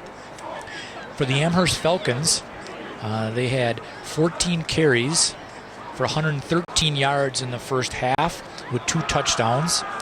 Marcus Godowski, their leading rusher, he had 6 carries for 53 yards. And Devin Ostrowski had 1 carry for 3 yards. He had to fill in as Chandler Ben, the normal tailback that's lined up behind Petrosky. He got injured early in the game after only 1 carry for 13 yards. Brandon Petrosky, he had 8 carries for 44 yards. A lot of read option stuff where he fakes it to Ostrowski and then keeps it himself into the line. So he was actually the second leading rusher for them. On the passing side of the ledger, Brandon Petrosky had, looks like he was 5 for 9 for 170 yards and 2 scores. Both scores long, 79 yards and 76 yards. And overall, Amherst had 283 yards of total offense. On the SC Rockets side of the ledger, they had 24 carries for 83 yards. The leading rusher was Noah Zastro, 15 carries, 61 yards for the SC Rockets. Hunter Lipke only had 7 carries for 16 yards in the first half. On the passing side of the ledger, the SC Rockets were 3 for 8 for 50 yards and a touchdown. Jared Mandel and Noah Zastro shared the quarterbacking duties in the first half of this ball game. The SC Rockets a total of 133 yards of total offense. And we're going to have the kickoff here by the Amherst Falcons. Deep kick, and it's going, and Zastro's going to have to pick it up at the 5-yard line, and he runs it forward and only gets out to about the 12 or 13-yard line. Beautiful kickoff by the Amherst kicker. It was an angle kick, and it bounced, and Zastro was hoping it was going to go out of bounds, but it didn't. It sat at the 5-yard line, about one yard from going out of bounds, so Zastro was forced to pick it up, and he could only get it out to the 12-yard line. So poor field position for the SC Rockets to start the second half here of this ball game, down 28-6, start of the third period. We've got a couple scores to pass on. Durand still over Stratford, 14-0. Abbey over Marathon, 41-21. Loyal over Owen Withy, 3-0. Edgar over Wild Rose, 43-7. And Zastro takes the handoff. He goes up the middle. He's breaking away to the right side, down the sideline. He's going to get dragged out of bounds by, looks like Glodowski. Drags Zastro out of bounds. Zastro down to the 22-yard line of the Amherst Falcons. Simple fake handoff to Lipke, and Zastro broke through the line and was able to get it down to the 22-yard line in business here, looking to take it in. It's a 66-yard gain by Zastro on that read option play to get SC in great field position here to go in and score. Zastro fakes it again to Lipke. Zastro off the right side. Gets taken down. Looks like Cole Van Nuys was able to take him down on that tackle. Zastro gets about 7 yards on the carry. Dragged out of bounds again. Again, now the Rockets are in the hurry up. They're standing at the line. They're all looking over at the sideline, waiting for the play to be signaled in. And again, they're sticking with Zastro at quarterback here with Lipke behind in the eye and 4 receivers. Lipke with the handoff to the right side, not much. Lipke, the ball carrier. Tackle on the play, Lipke with a no gain there on the right side off tackle. Again, Lipke seems to be much more effective coming off the wings as he's coming across. He's not been very effective tonight coming out of the fullback position where Carson Hildebrandt normally plays. Zastro with the snap. Again, fakes to Hildebrandt. Zastro slips down right at the 15-yard line. Tackled by number 20, Devin Ostrowski. Brings up 4th down. And again, a no gain for Zastro. It'll be a 4th down and about 3 for the Spencer Columbus Rockets here. Again, from about the 15-yard line. Huge play in this game early in the third period here. SC down 28-6. Zastro at the quarterback. Hildebrandt back behind. Looks like there's a penalty. No, a timeout by the Amherst Falcons right before the snap. We'll take a break here, and we'll be back shortly. Northside Computers at 907 South Central Avenue in 60 Marshfield. seconds, Designed 60 to build a seconds. computer specifically for you. A great idea for gift giving. Make record keeping a breeze. Northside Computers in Marshfield offers a full line of custom-built computers and accessories. Get the right one specifically for you. Designed and built by local technicians and come with a 3-year parts and labor warranty. Check for yourself at Northside Computers, 907 South Central Avenue in Marshfield. Gift certificates available too. Northside Computers, now you're thinking smart. When it comes to meeting your goals, time can be on your side if you put it to work for you. If saving for retirement is buried on your never-ending to-do list, we can help. Hi, I'm Edward Jones Financial Advisor Randy Hirschman. Let's put time to work for you. Stop by our office at 554 South Central for a face-to-face appointment. Edward Jones, Making Sense of Investing, member SIPC.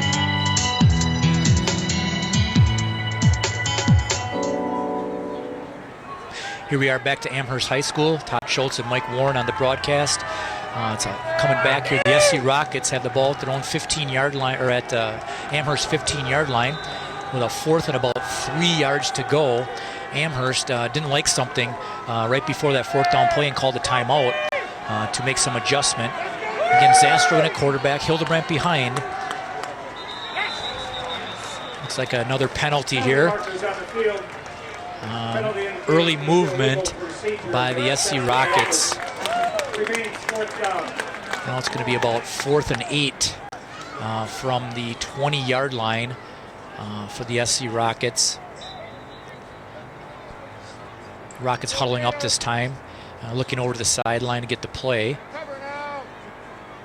Again, 9:38 to go in the third period here, and SC down to the Amherst Falcons 28-6. Big 4th and 8 here for the SC Rockets to keep this drive alive. Again, 4 receivers, and now we got a timeout by the SC Rockets. Jason Gorsh runs out onto the field and gets the timeout. Didn't like the formation or the play, the defense that was set up, and decided to call a timeout. We'll take another break here and be back shortly. The signs of sportsmanship are showing up everywhere. Take 60 seconds in here, 60 helping hands seconds. and hard work, whether you're the star or on the sidelines. Live in the north or south, city or country crossroad.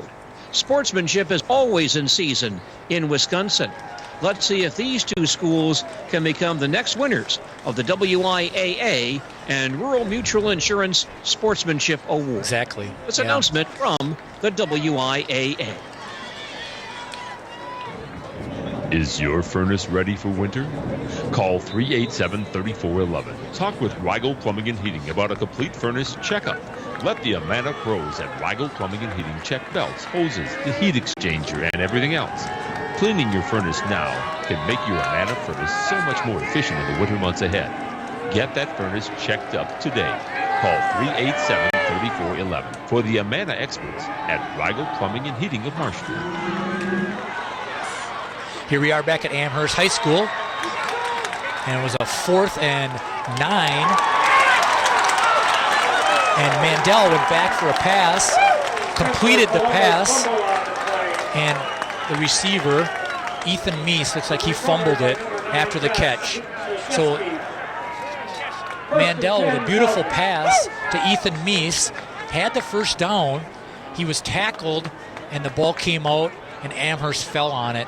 Amherst ball, 1st and 10 from the 10-yard line. Huge turnover by the SC Rockets after they had gotten the first down, and then the fumble came out and Amherst got it. So SC back on defense, needing a stop right away. Getting a 3 and out is what they need. Petrusky with a handoff up the middle to Ostrowski. And Ostrowski gets about a 3-yard gain there, right up the middle on the dive play.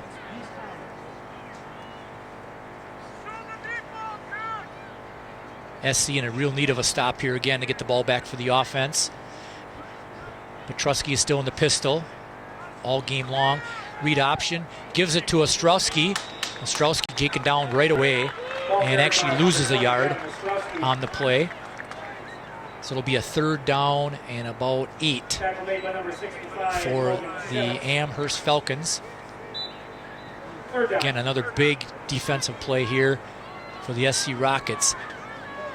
Need a stop here to get the ball back for the offense. Snap to Petrusky changing the play here. All right, Petrusky he's still in the pistol. Petrusky with the snap. Fakes it up the middle, keeps it himself. And he's fighting forward. Looks like he's a little short of the first down. Petrusky with about a 5 or 6 yard, about a 6 yard gain there. And looking at 4th down and about 2 from the, it's like about the 20 yard line. About the 18 yard line actually. So it looks like Amherst is in punt formation. They're going to punt it on 4th and 2. Zastro's back. And now Lipke's falling back too. They're going to try to get a return here. Lipke calls for the fair catch and makes it at the 49 yard line, their own 49. So great job by the SC defense here to get that stop, to get the ball back for the offense, and great field position for the Rockets at the 49 yard line.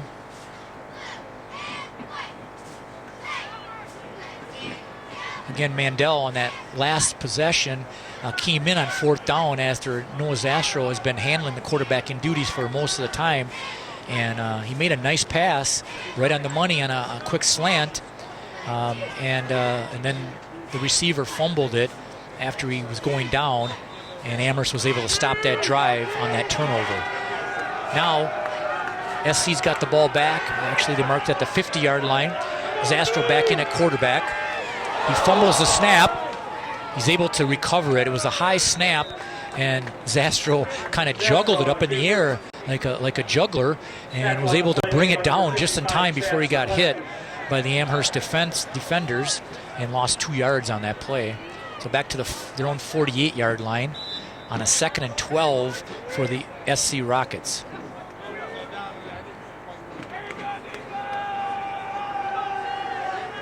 Zastro still in at quarterback, and Hildebrandt behind him now. Here comes Lipke in motion. Broken play. And looks like Zastro has to keep it and loses another yard. Zastro turned, and he didn't know if he was to hand it to Hildebrandt or if he was to give it to Lipke, and he just kind of froze like a deer in headlights, and then he just sort of laid down with the ball and kind of ran in and lost another yard. Mandel's in the game now on a 3rd and 13. Obviously, he's the throwing quarterback, and he's in to throw the ball. So Mandel in the pistol now, 3rd and 13. Mandel straight back in the pocket. Got protection, now got pressure. Taken down for a loss at the 40-yard line by number 54, Max Villeneuve. Max Villeneuve with the sack. Drives Spencer Columbus back to their own 40-yard line on about a 6 or 7 yard sack there. Initially, Mandel had protection, but then he wasn't able to find a receiver, and eventually had to roll to his right, and then was taken down, couldn't get rid of it in time. Looks like Lipke's in punt formation on a 4th and 20. Lipke just barely gets it away, and he shanks it to the left side. And the ball is he gets no yardage on the punt. The ball was shanked, and it's still at the 40-yard line. Amherst will take over at the 40-yard line. A punt of -1 yards on that one. So Lipke had good pressure as he got the snap on the punt, on the attempted punt, and he tried to do his kind of rugby type kick, where he ran to the left just a bit, and he got some pressure, and he totally almost missed the ball, and it just did some spinning just up the field about 5 yards and ends up at the own 40, so no yards on the punt. Amherst with a pitch to Krzyzewski coming around the left end, and Krzyzewski gets about 4 yards on the carry. Petrusky faked the handoff into the middle and then pitched it to Krzyzewski.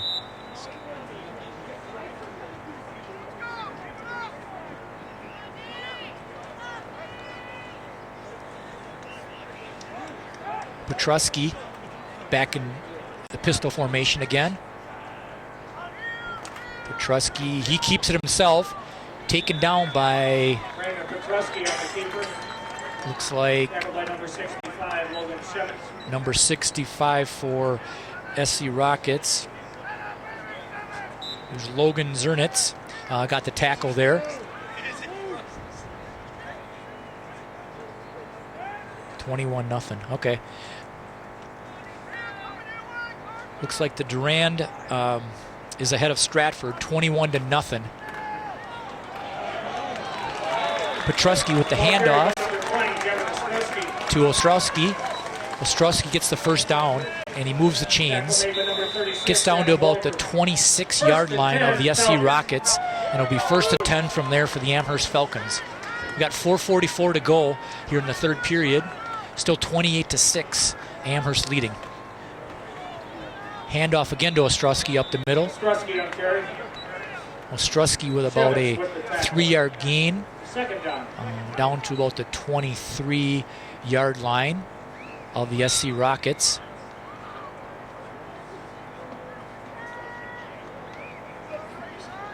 Looks like Petrusky's limping just a bit as he runs back to the huddle from the sideline.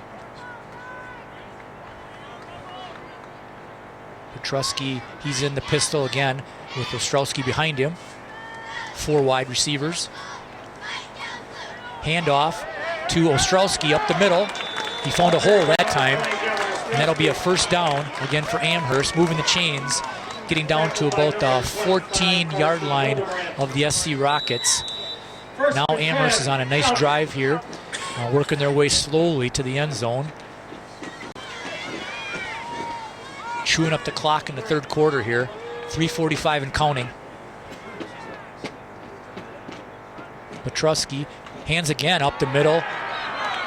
And Ostrowski with another nice gain. The offensive line of the Amherst Falcons is starting to open that hole up in the middle.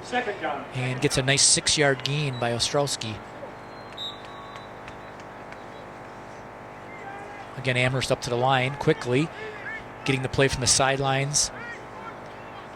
Look for the same play again, probably. Looks like Petrowski's going to take the snap. And this time he keeps it. Takes up the middle himself after faking to Ostrowski. Ball carried by number 10, Brandon Petrusky. Petrusky gets about, looks like about three yards there. It'd be a 3rd and 1 from about the 5-yard line. 3rd and 1 from the 5. We got an injured player here.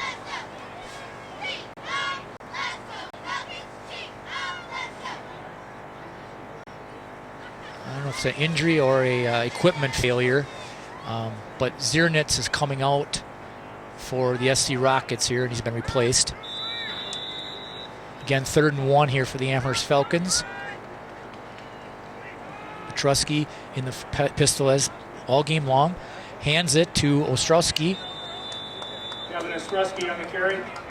Ostrowski, he got the first down. 1st and goal, Amherst. Ostrowski with about a 2-yard gain there, just to get the yard he needed and a little extra to again move the chains and make it 1st and goal from about the 3-yard line.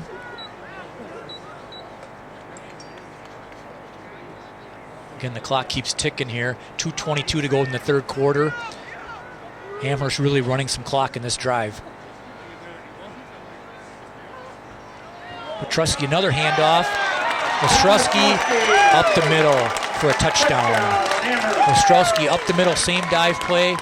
Starting to make some holes up the middle there. That offensive line is starting to wear down the SC defense.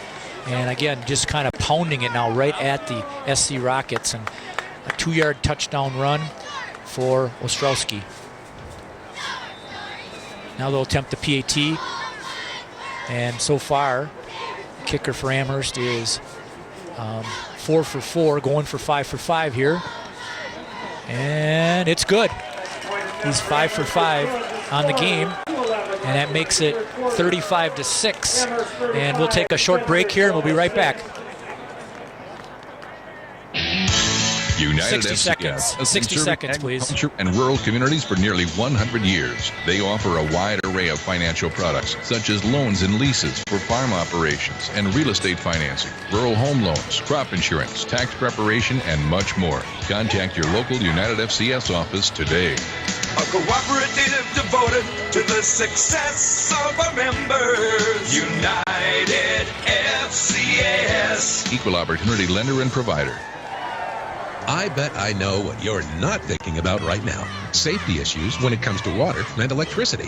Thank goodness Marshfield Utilities has done some thinking for you. Of course, it's up to you to follow through with smart thinking about things like to prevent scalding water, heaters should be set no higher than 120 degrees. Always dry your hands before using a switch, plug, or electrical outlet. Stay away from fenced-in power stations, utility poles, and towers. Get all the facts about water and electric safety from Marshfield Utilities. Safety is important, don't you think?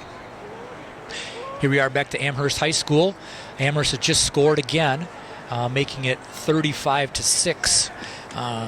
And the scoring recap on that drive, Amherst started from their own 39-yard line and went actually the SC 39-yard line. So it was a 39-yard drive on 8 plays, and ended up with Ostrowski on a 2-yard run with 2:11 to go here in the third period. And now Amherst is kicking off to Spencer Columbus. The Rockets, looks like it's going to be Zastro. Zastro running left side. And Zastro gets out to about the 36 or 37-yard line. So pretty decent field position for the SC Rockets to start this drive. Down 35-6 now with 2:02 to go in the third period. That last drive by the Amherst Falcons was only a 39-yard drive, but they just wore down the SC Rockets by just kind of plodding, getting 3-4 yards, 5 yards at a time, and then just getting the first down and just kind of punching it at them and able to eventually punch it in from 2 yards out. Now Zastro at quarterback, he's airing it out, going for Lipke. Lipke with a beautiful catch on the sideline, down to the 35-yard line of the Amherst Falcons. Beautiful catch and pass and catch from Zastro to Lipke. It was about a 28-yard pitch and catch there. Again, nice catch by Lipke over his shoulder, right on the sideline to, again, put SC in business. They just got to finish these drives and punch them in order to try to cut into this lead. Zastro still at quarterback with Lipke behind him. Zastro back to pass. Zastro flushed, and Amherst has it. Zastro was flushed from the pocket.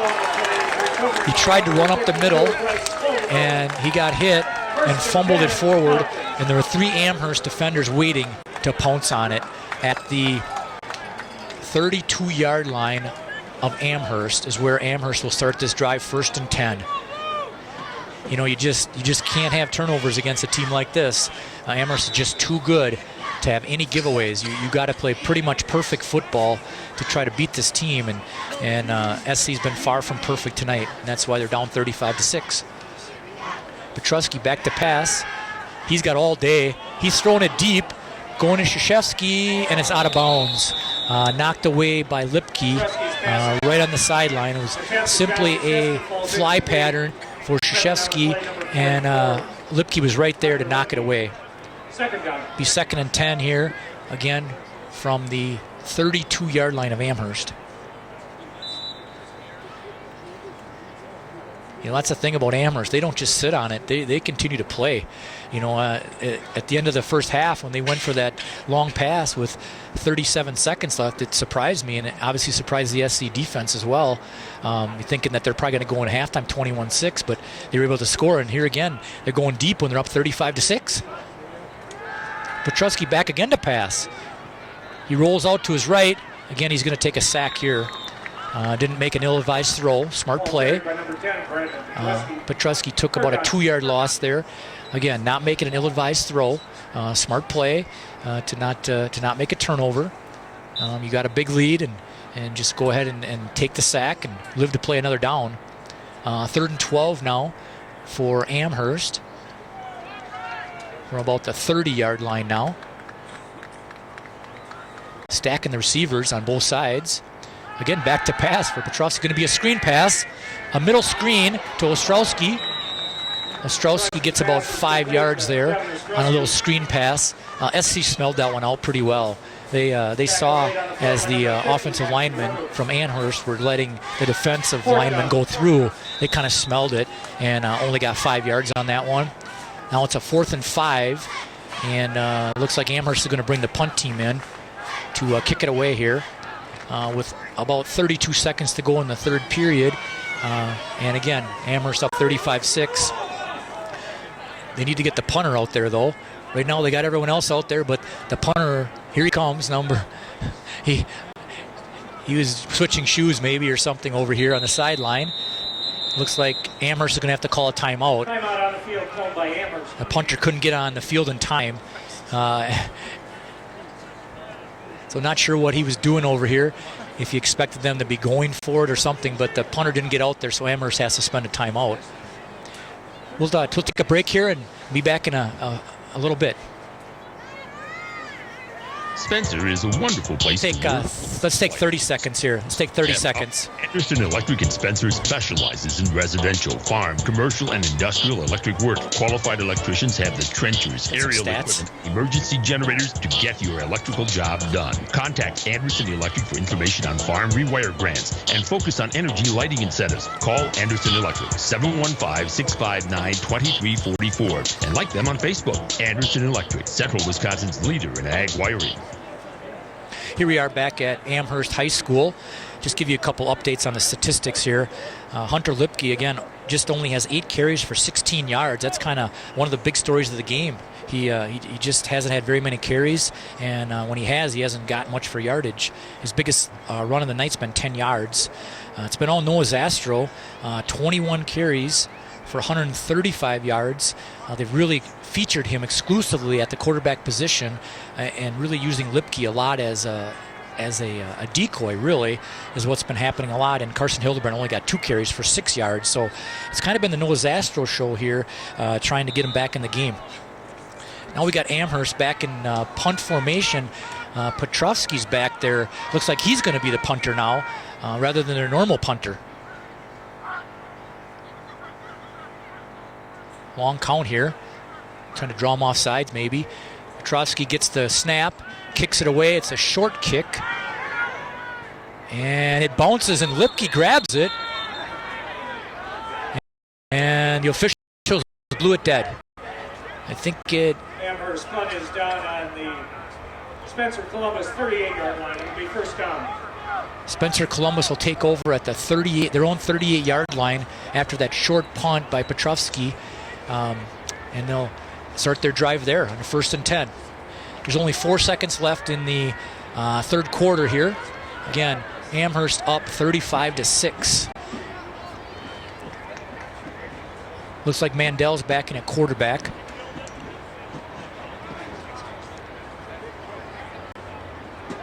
So they'll get one play off here before the 3rd quarter ends, unless there's a penalty. Mandel with the snap straight back. Throws a pass, try to hit Lipke on a little inside slant.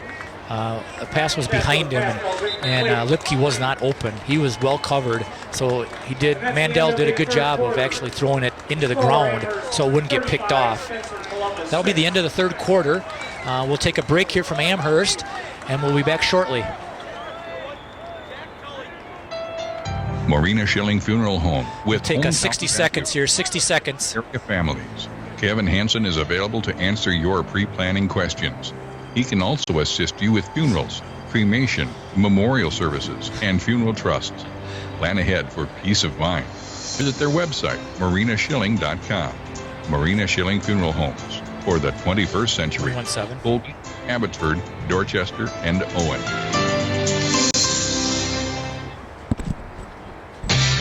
The Marshfield Tiger Booster Club congratulates softball standout Megan Donahue for being named the WDLB, WOSQ, and MarshfieldAreaSports.com High School Athlete of the Month for May. Megan hit .479 with 6 home runs and 22 RBIs for the Tigers in May and won 5 games on the mound. Congratulations again to Tiger softball standout Megan Donahue from the Marshfield Tiger Booster Club. Here we are back to Amherst High School. Todd Schultz and Mike Warren with the call. And SC Rockets take over. 2nd down and 10. Little swing pass over to Hunter Lipke, and it's a lateral. It's a live ball. He dropped it. And it's a scramble for the ball. Mandel threw a lateral pass back to Hunter Lipke coming out of the backfield. Hunter Lipke could not handle it, fumbled it, because that's a lateral pass, so that's a live ball. And guess who comes up with it? Amherst comes up with another turnover on the SC Rockets. Amherst will take over. Looks like at about the 42-yard line of the SC Rockets is where the Amherst Falcons will take over after Lipke couldn't handle the little pass. The pass was right on target. It was just a short little swing pass, but it was a lateral. And again, fumbled it, and that's a live ball. And Amherst was, alert and ready to pounce on it, and they did to get the ball back. Petrowski takes the snap, and he hands it to Ostrowski. Ostrowski straight up the middle again. Ostrowski is going to get about 5 yards on the carry, and that play's been pretty successful starting the last drive, that 39-yard touchdown drive that Amherst had. They used the dive play quite a bit to Ostrowski to get down and just kind of grind out yardage slow but sure. And now Amherst is starting to huddle. They're going to let the clock start running and use clock a little bit more than they have all game, where they always go up to the line and call the play at the line. So they huddle up, and now they come to the line. Petrovsky still in the pistol, as he has been all game long. Ostrowski back to pass. He's going to throw it over here to Glodowski. Glodowski avoids one tackler. Petrovsky's pass is complete to number 3, Marcus Glodowski.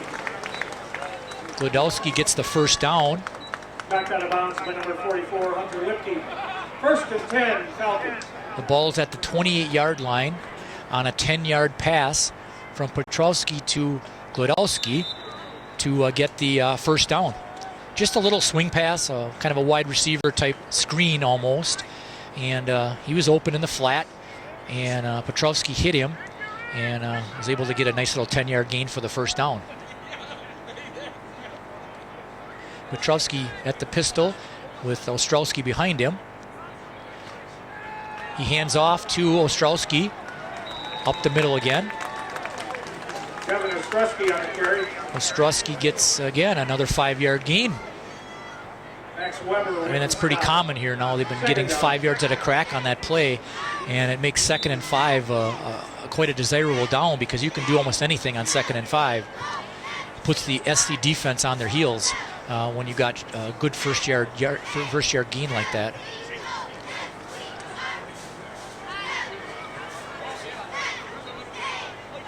Petrovsky again hands it off up the middle again to Ostrowski. Ostrowski, the ball carrier. Ostrowski with another first down. Carson Hildebrandt on the tackle. On another about a 6-yard gain, 6-7-yard gain. 1st and 10 for Ostrowski. Again, they really softened up that middle of that line of the SC Rockets now, and they're starting to get quite a bit of good, solid gains every time they run that dive play. Looks like Zernitz is coming out again. I don't know what's up with him, but he's been coming in and out regularly in the second half. Now Amherst is just playing old-fashioned football. Another handoff to Ostrowski up the middle. Ostrowski gets 4 this time. They're just punching it right at the Rocket defense, saying, "Stop us if you can." 2nd down. And so far, the SC Rockets have not been able to stop him this last 2 drives.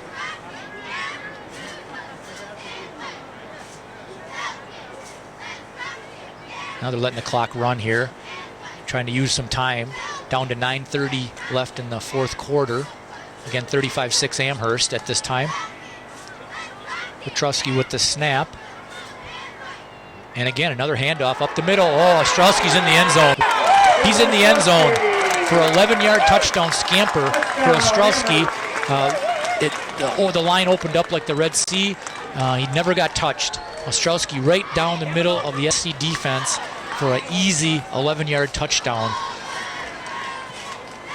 The SC Rockets are just, worn down here, it appears. And, being down, was 35-6, it's really disheartening to see your season ending. And sometimes your heart just isn't in it anymore as much as it was earlier in the game.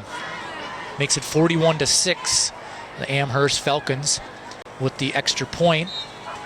And the point is up, and it's good. So now it's 42-6.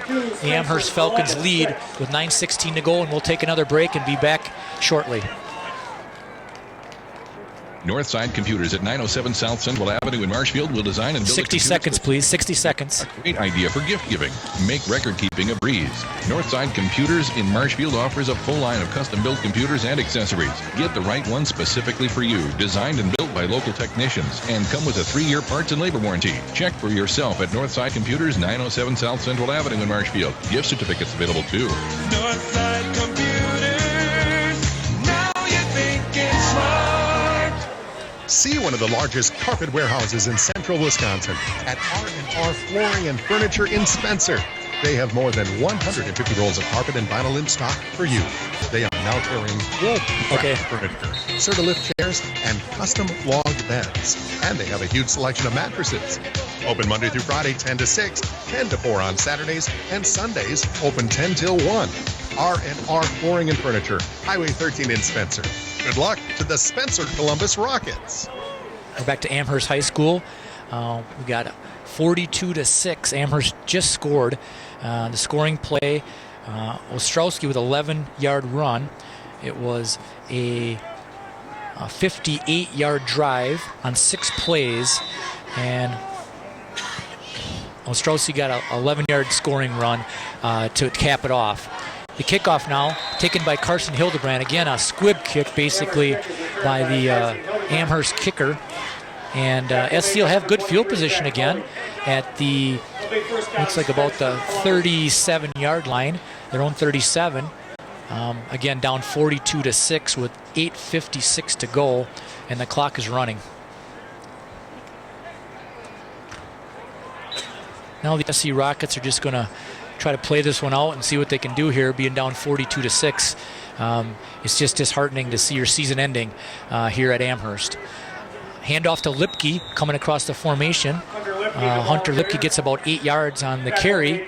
Mandel with the handoff to him in at quarterback right now. Second down. Now you're just basically playing for pride here, down 42-6.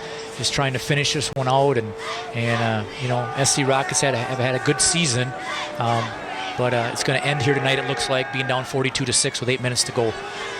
Here comes Hunter Lipke going left side now. Got a nice blocking lane. He's still going.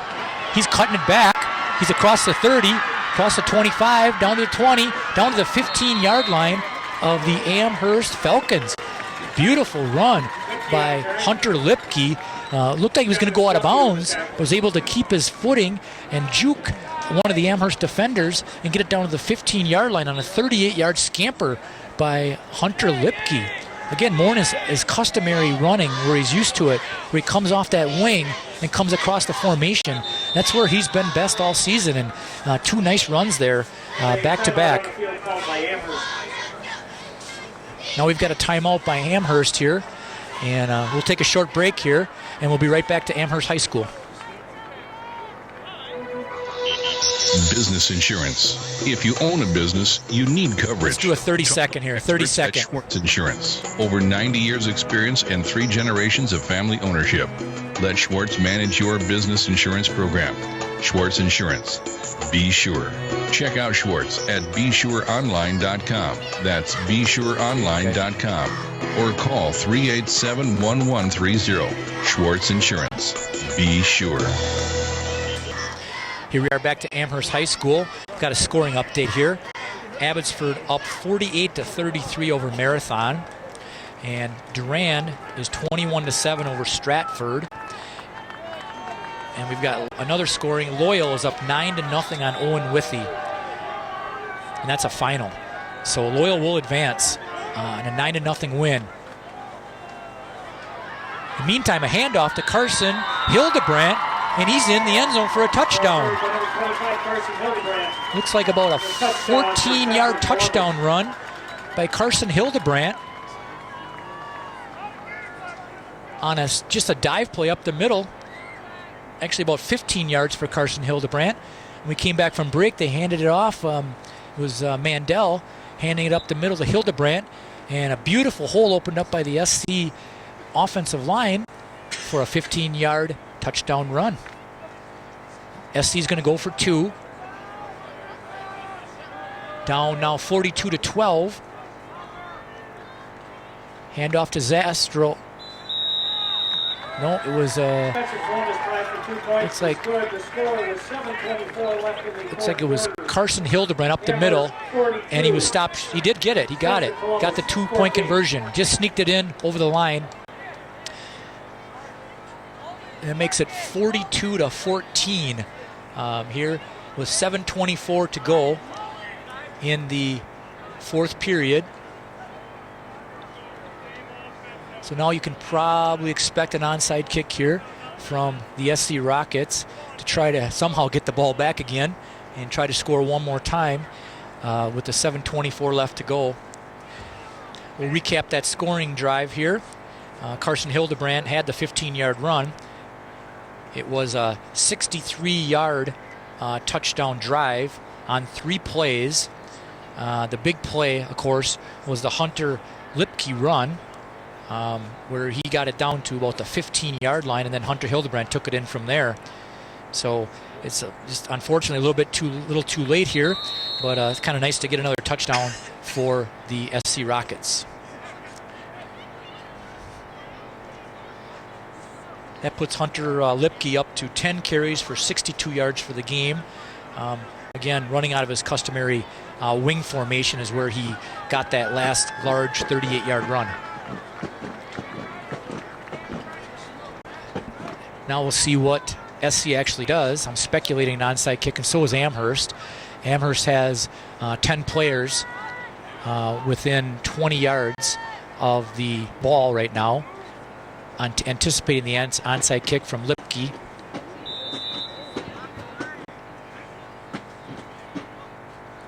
Lipke with the onside kick, and it's recovered by Amherst. Nice job by the Amherst special teams to recover the onside kick. Lipke just tried to drag it forward about 10 yards and try to make it bounce a little funny, and it didn't. And Amherst was able to recover it and take possession at their own 45-yard line. Again, with 7:04 remaining, and 42-14, Amherst lead.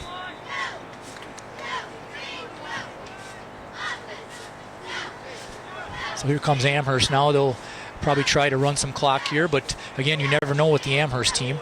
They are unpredictable. Looks like you got a new quarterback in here for Amherst. It's number 25, and he hands off to Ostrowski up the middle. Ostrowski gets, looks like he's going to get his customary 6 yards this time. He usually gets 4, 5, 6, it seems, every time. And the new quarterback is number 25, Lincoln Cullen, is the new quarterback for Amherst.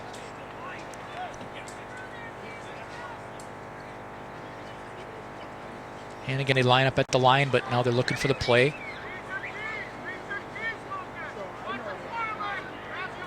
Cullen in the pistol. Cullen hands it off to Ostrowski again. Ostrowski with about a 2-yard gain there. And it'll be 3rd and 2 here from the 47-yard line of the SC Rockets. Again, 5:40 and counting here.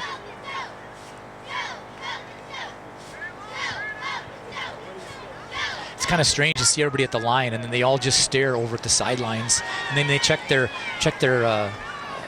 arm guards, and then they run the play. Cullen hands it to Ostrowski again. Ostrowski with the first down. Be 1st and 10. Ostrowski's having a game here, and he wasn't even the starter. If you recall, Chandler Ben is the normal starter, and he got injured early in the first quarter, and Ostrowski's filled in nicely. Had a great game here for the Amherst Falcons tonight. Now he comes out and he gets a standing ovation from the crowd. Much deserved for Ostrowski. Cullen in the pistol.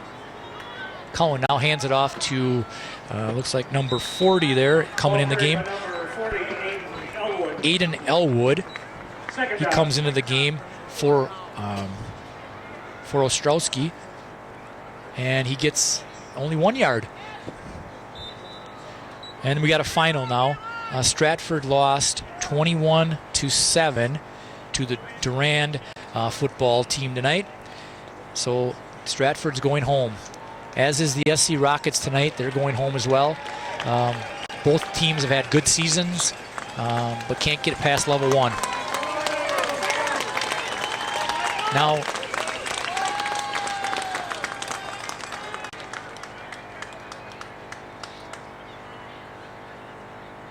Amherst is taking out some of their starters here and there and getting some standing ovations.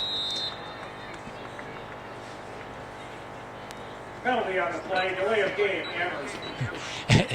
Kind of funny, as Amherst was taking out one of their starters to get him a standing ovation, then they got a delay of game penalty while they were cheering for one of their linemen. It was looks like number 56. Mike Singer came out and they gave him an ovation as he came out of the game.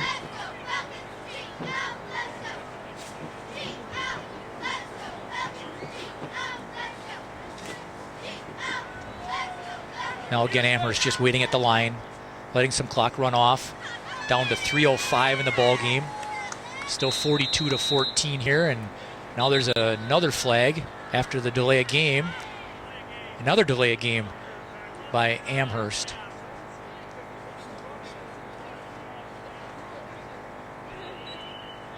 So that'll push him back 5 more yards.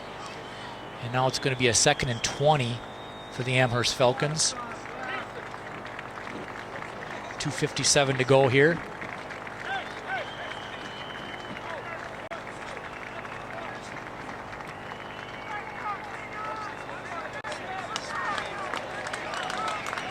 Amherst substituting more players here. Cullen with the shotgun with the pistol snap. Hands it to Elwood again up the middle. Elwood for about a 2-yard gain. Be 3rd and 18 here. By number 68, Hunter Kraus. 3rd down.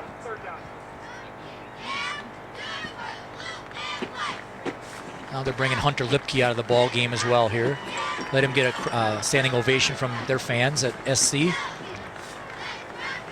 Cullen with another dive play, handing it off again to Elwood. Elwood on the carry. 4th down.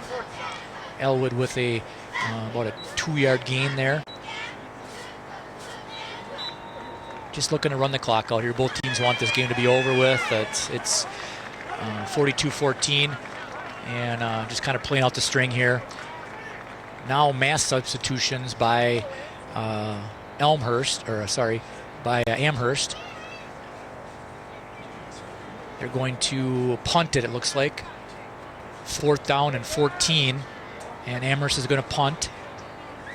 Ethan Meese is back this time for the SC Rockets. Good snap. Nice kick.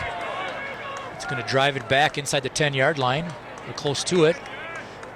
Amherst touches it at about the 11-yard line of SC. With a minute 22 to go. And the clock is still running because we've got running clock now.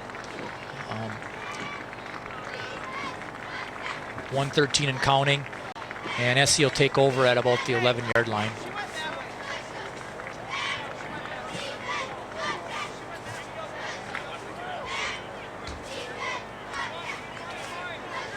SC will just have to run a play or two here, and then this game will be over with. And Amherst going to be victorious here, 42-14, and moving on.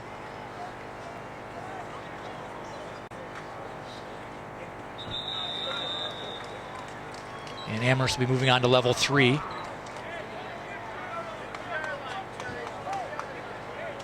Tackle made by number 62, Mitchell. Trevi. Second down.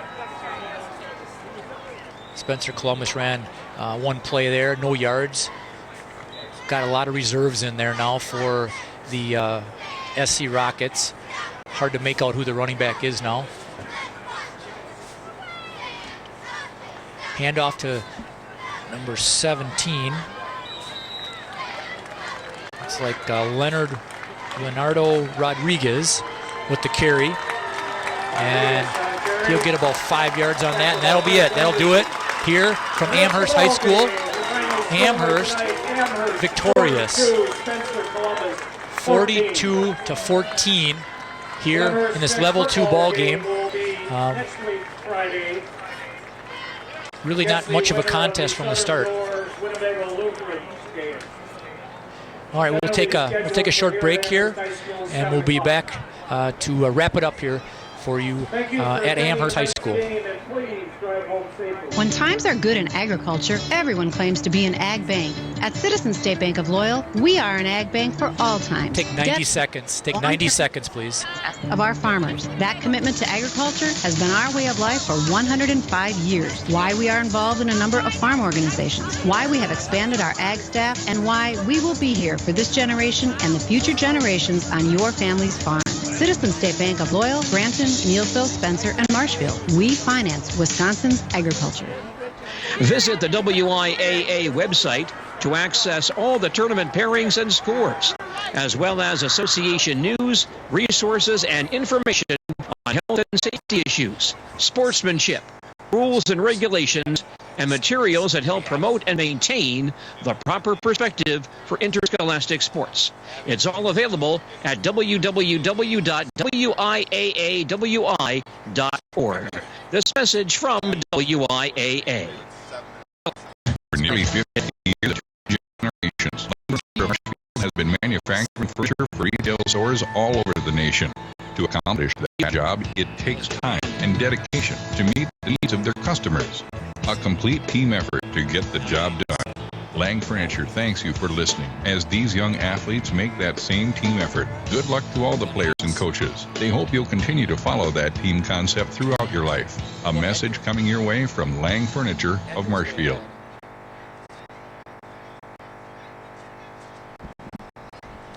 Here we are back to Amherst High School, and the game is complete here with Amherst taking the victory tonight. Much like State, they take it to the SC Rockets tonight, 42-14.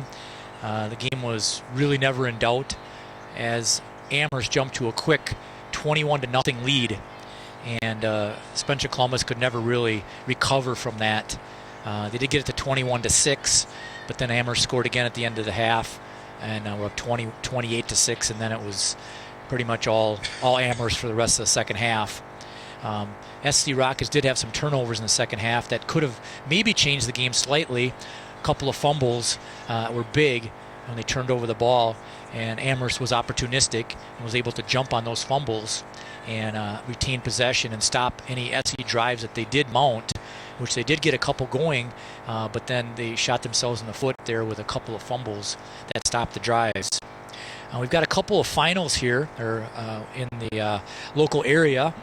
We've got Abbey Marathon. Abbey beat Marathon 54-33. So Abbey will advance with a huge victory and a lot of points against a good Marathon team. Stratford lost to Durand 21-7. So again, Stratford season is done, and Durand will advance. And we got Loyal, who beat Owen Withy 9-0. So Loyal will advance.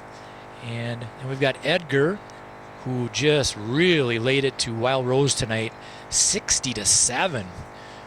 This Edgar team, as we said in some of our broadcasts, when they got dropped to level 7,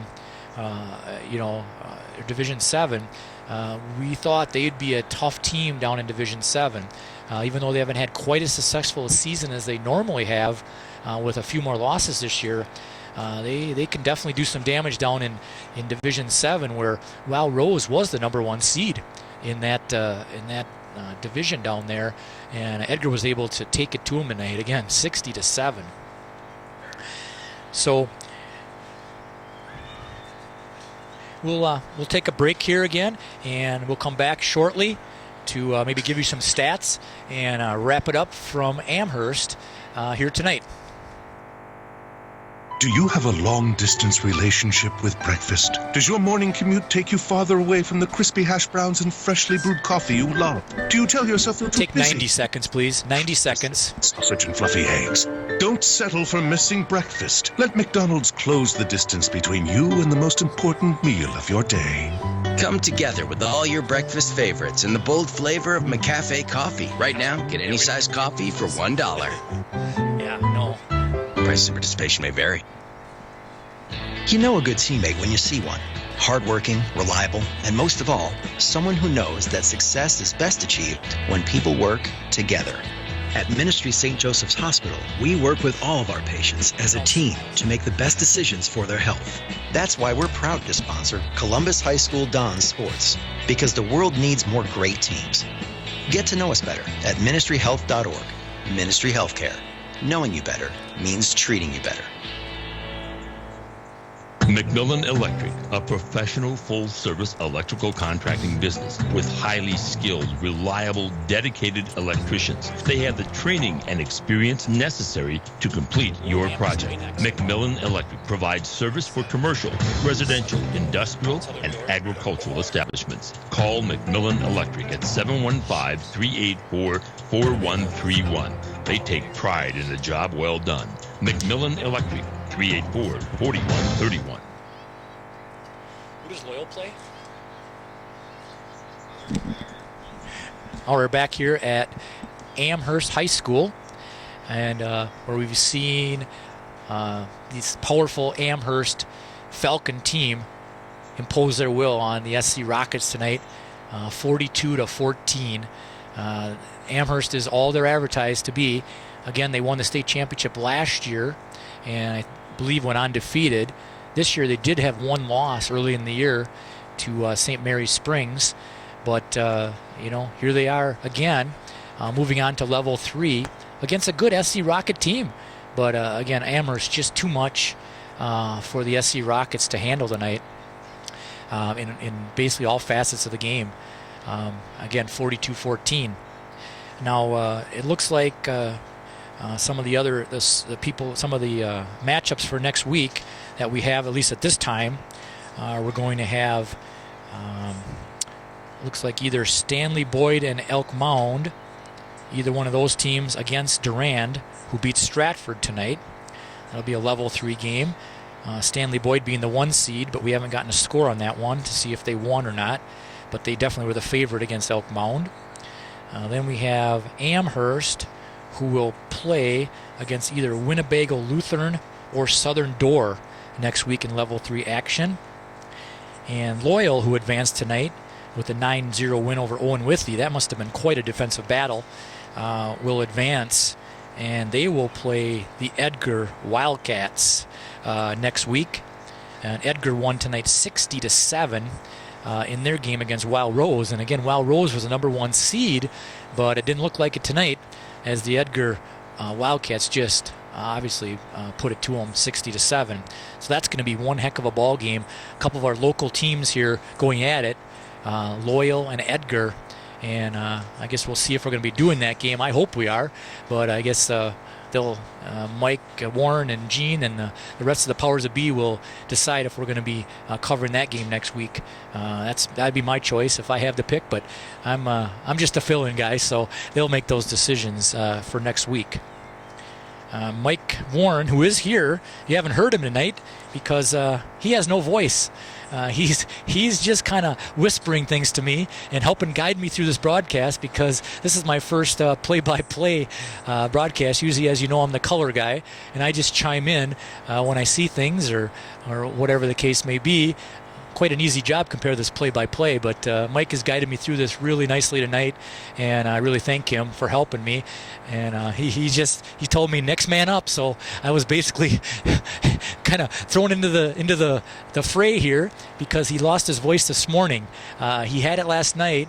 He was hosting an event last night. He does emceeing as well, and he lost his voice this morning and called me up at, I think it was this morning sometime around 10 o'clock or so, 11 o'clock, and he says, "Todd, I can't go. You're going to have to step up, because we're still going to do this game." And I said, "Well, as long as you're here to help me out, I'll give it a go." And hopefully it went okay tonight, and it didn't go as good for the SC Rockets, but hopefully the broadcast went okay, and we're able to give you some pictures in your mind anyway of those listening on the broadcast. So again, Mike is feverishly doing the stats here, and we'll take a little bit of a break here, and I'll be back shortly to do the statistics from the game. Here's another Tooth Truth from Dental Clinic of Marshfield. Do you feel anxious about dentists? Take a 60 seconds here. We'll feel anxiety about 60 seconds. Dental Clinic of Marshfield. How are we doing on spots? Dental Clinic of Marshfield dentists will make your comfort a priority. Dental Clinic of Marshfield. Dental care for life. Schedule. How are we doing on spots? There are 3 offices in Marshfield, Stratford, or Neelsville. Learn more at dentalclinicofmarshfield.com. When your car has gone its last mile, take it to First Choice Recycling in Spencer and cash in today. First Choice Recycling wants your junk vehicle. They pay top prices for your junk cars and trucks. Only about a minute? Okay. Aluminum, copper, brass. We're in good shape then. Whatever metals Thanks. you have laying around, round them up and make First Choice your first stop. First Choice Recycling open Monday through Friday, 8 a.m. to 5 p.m. and Saturdays till noon. Offering small town friendly.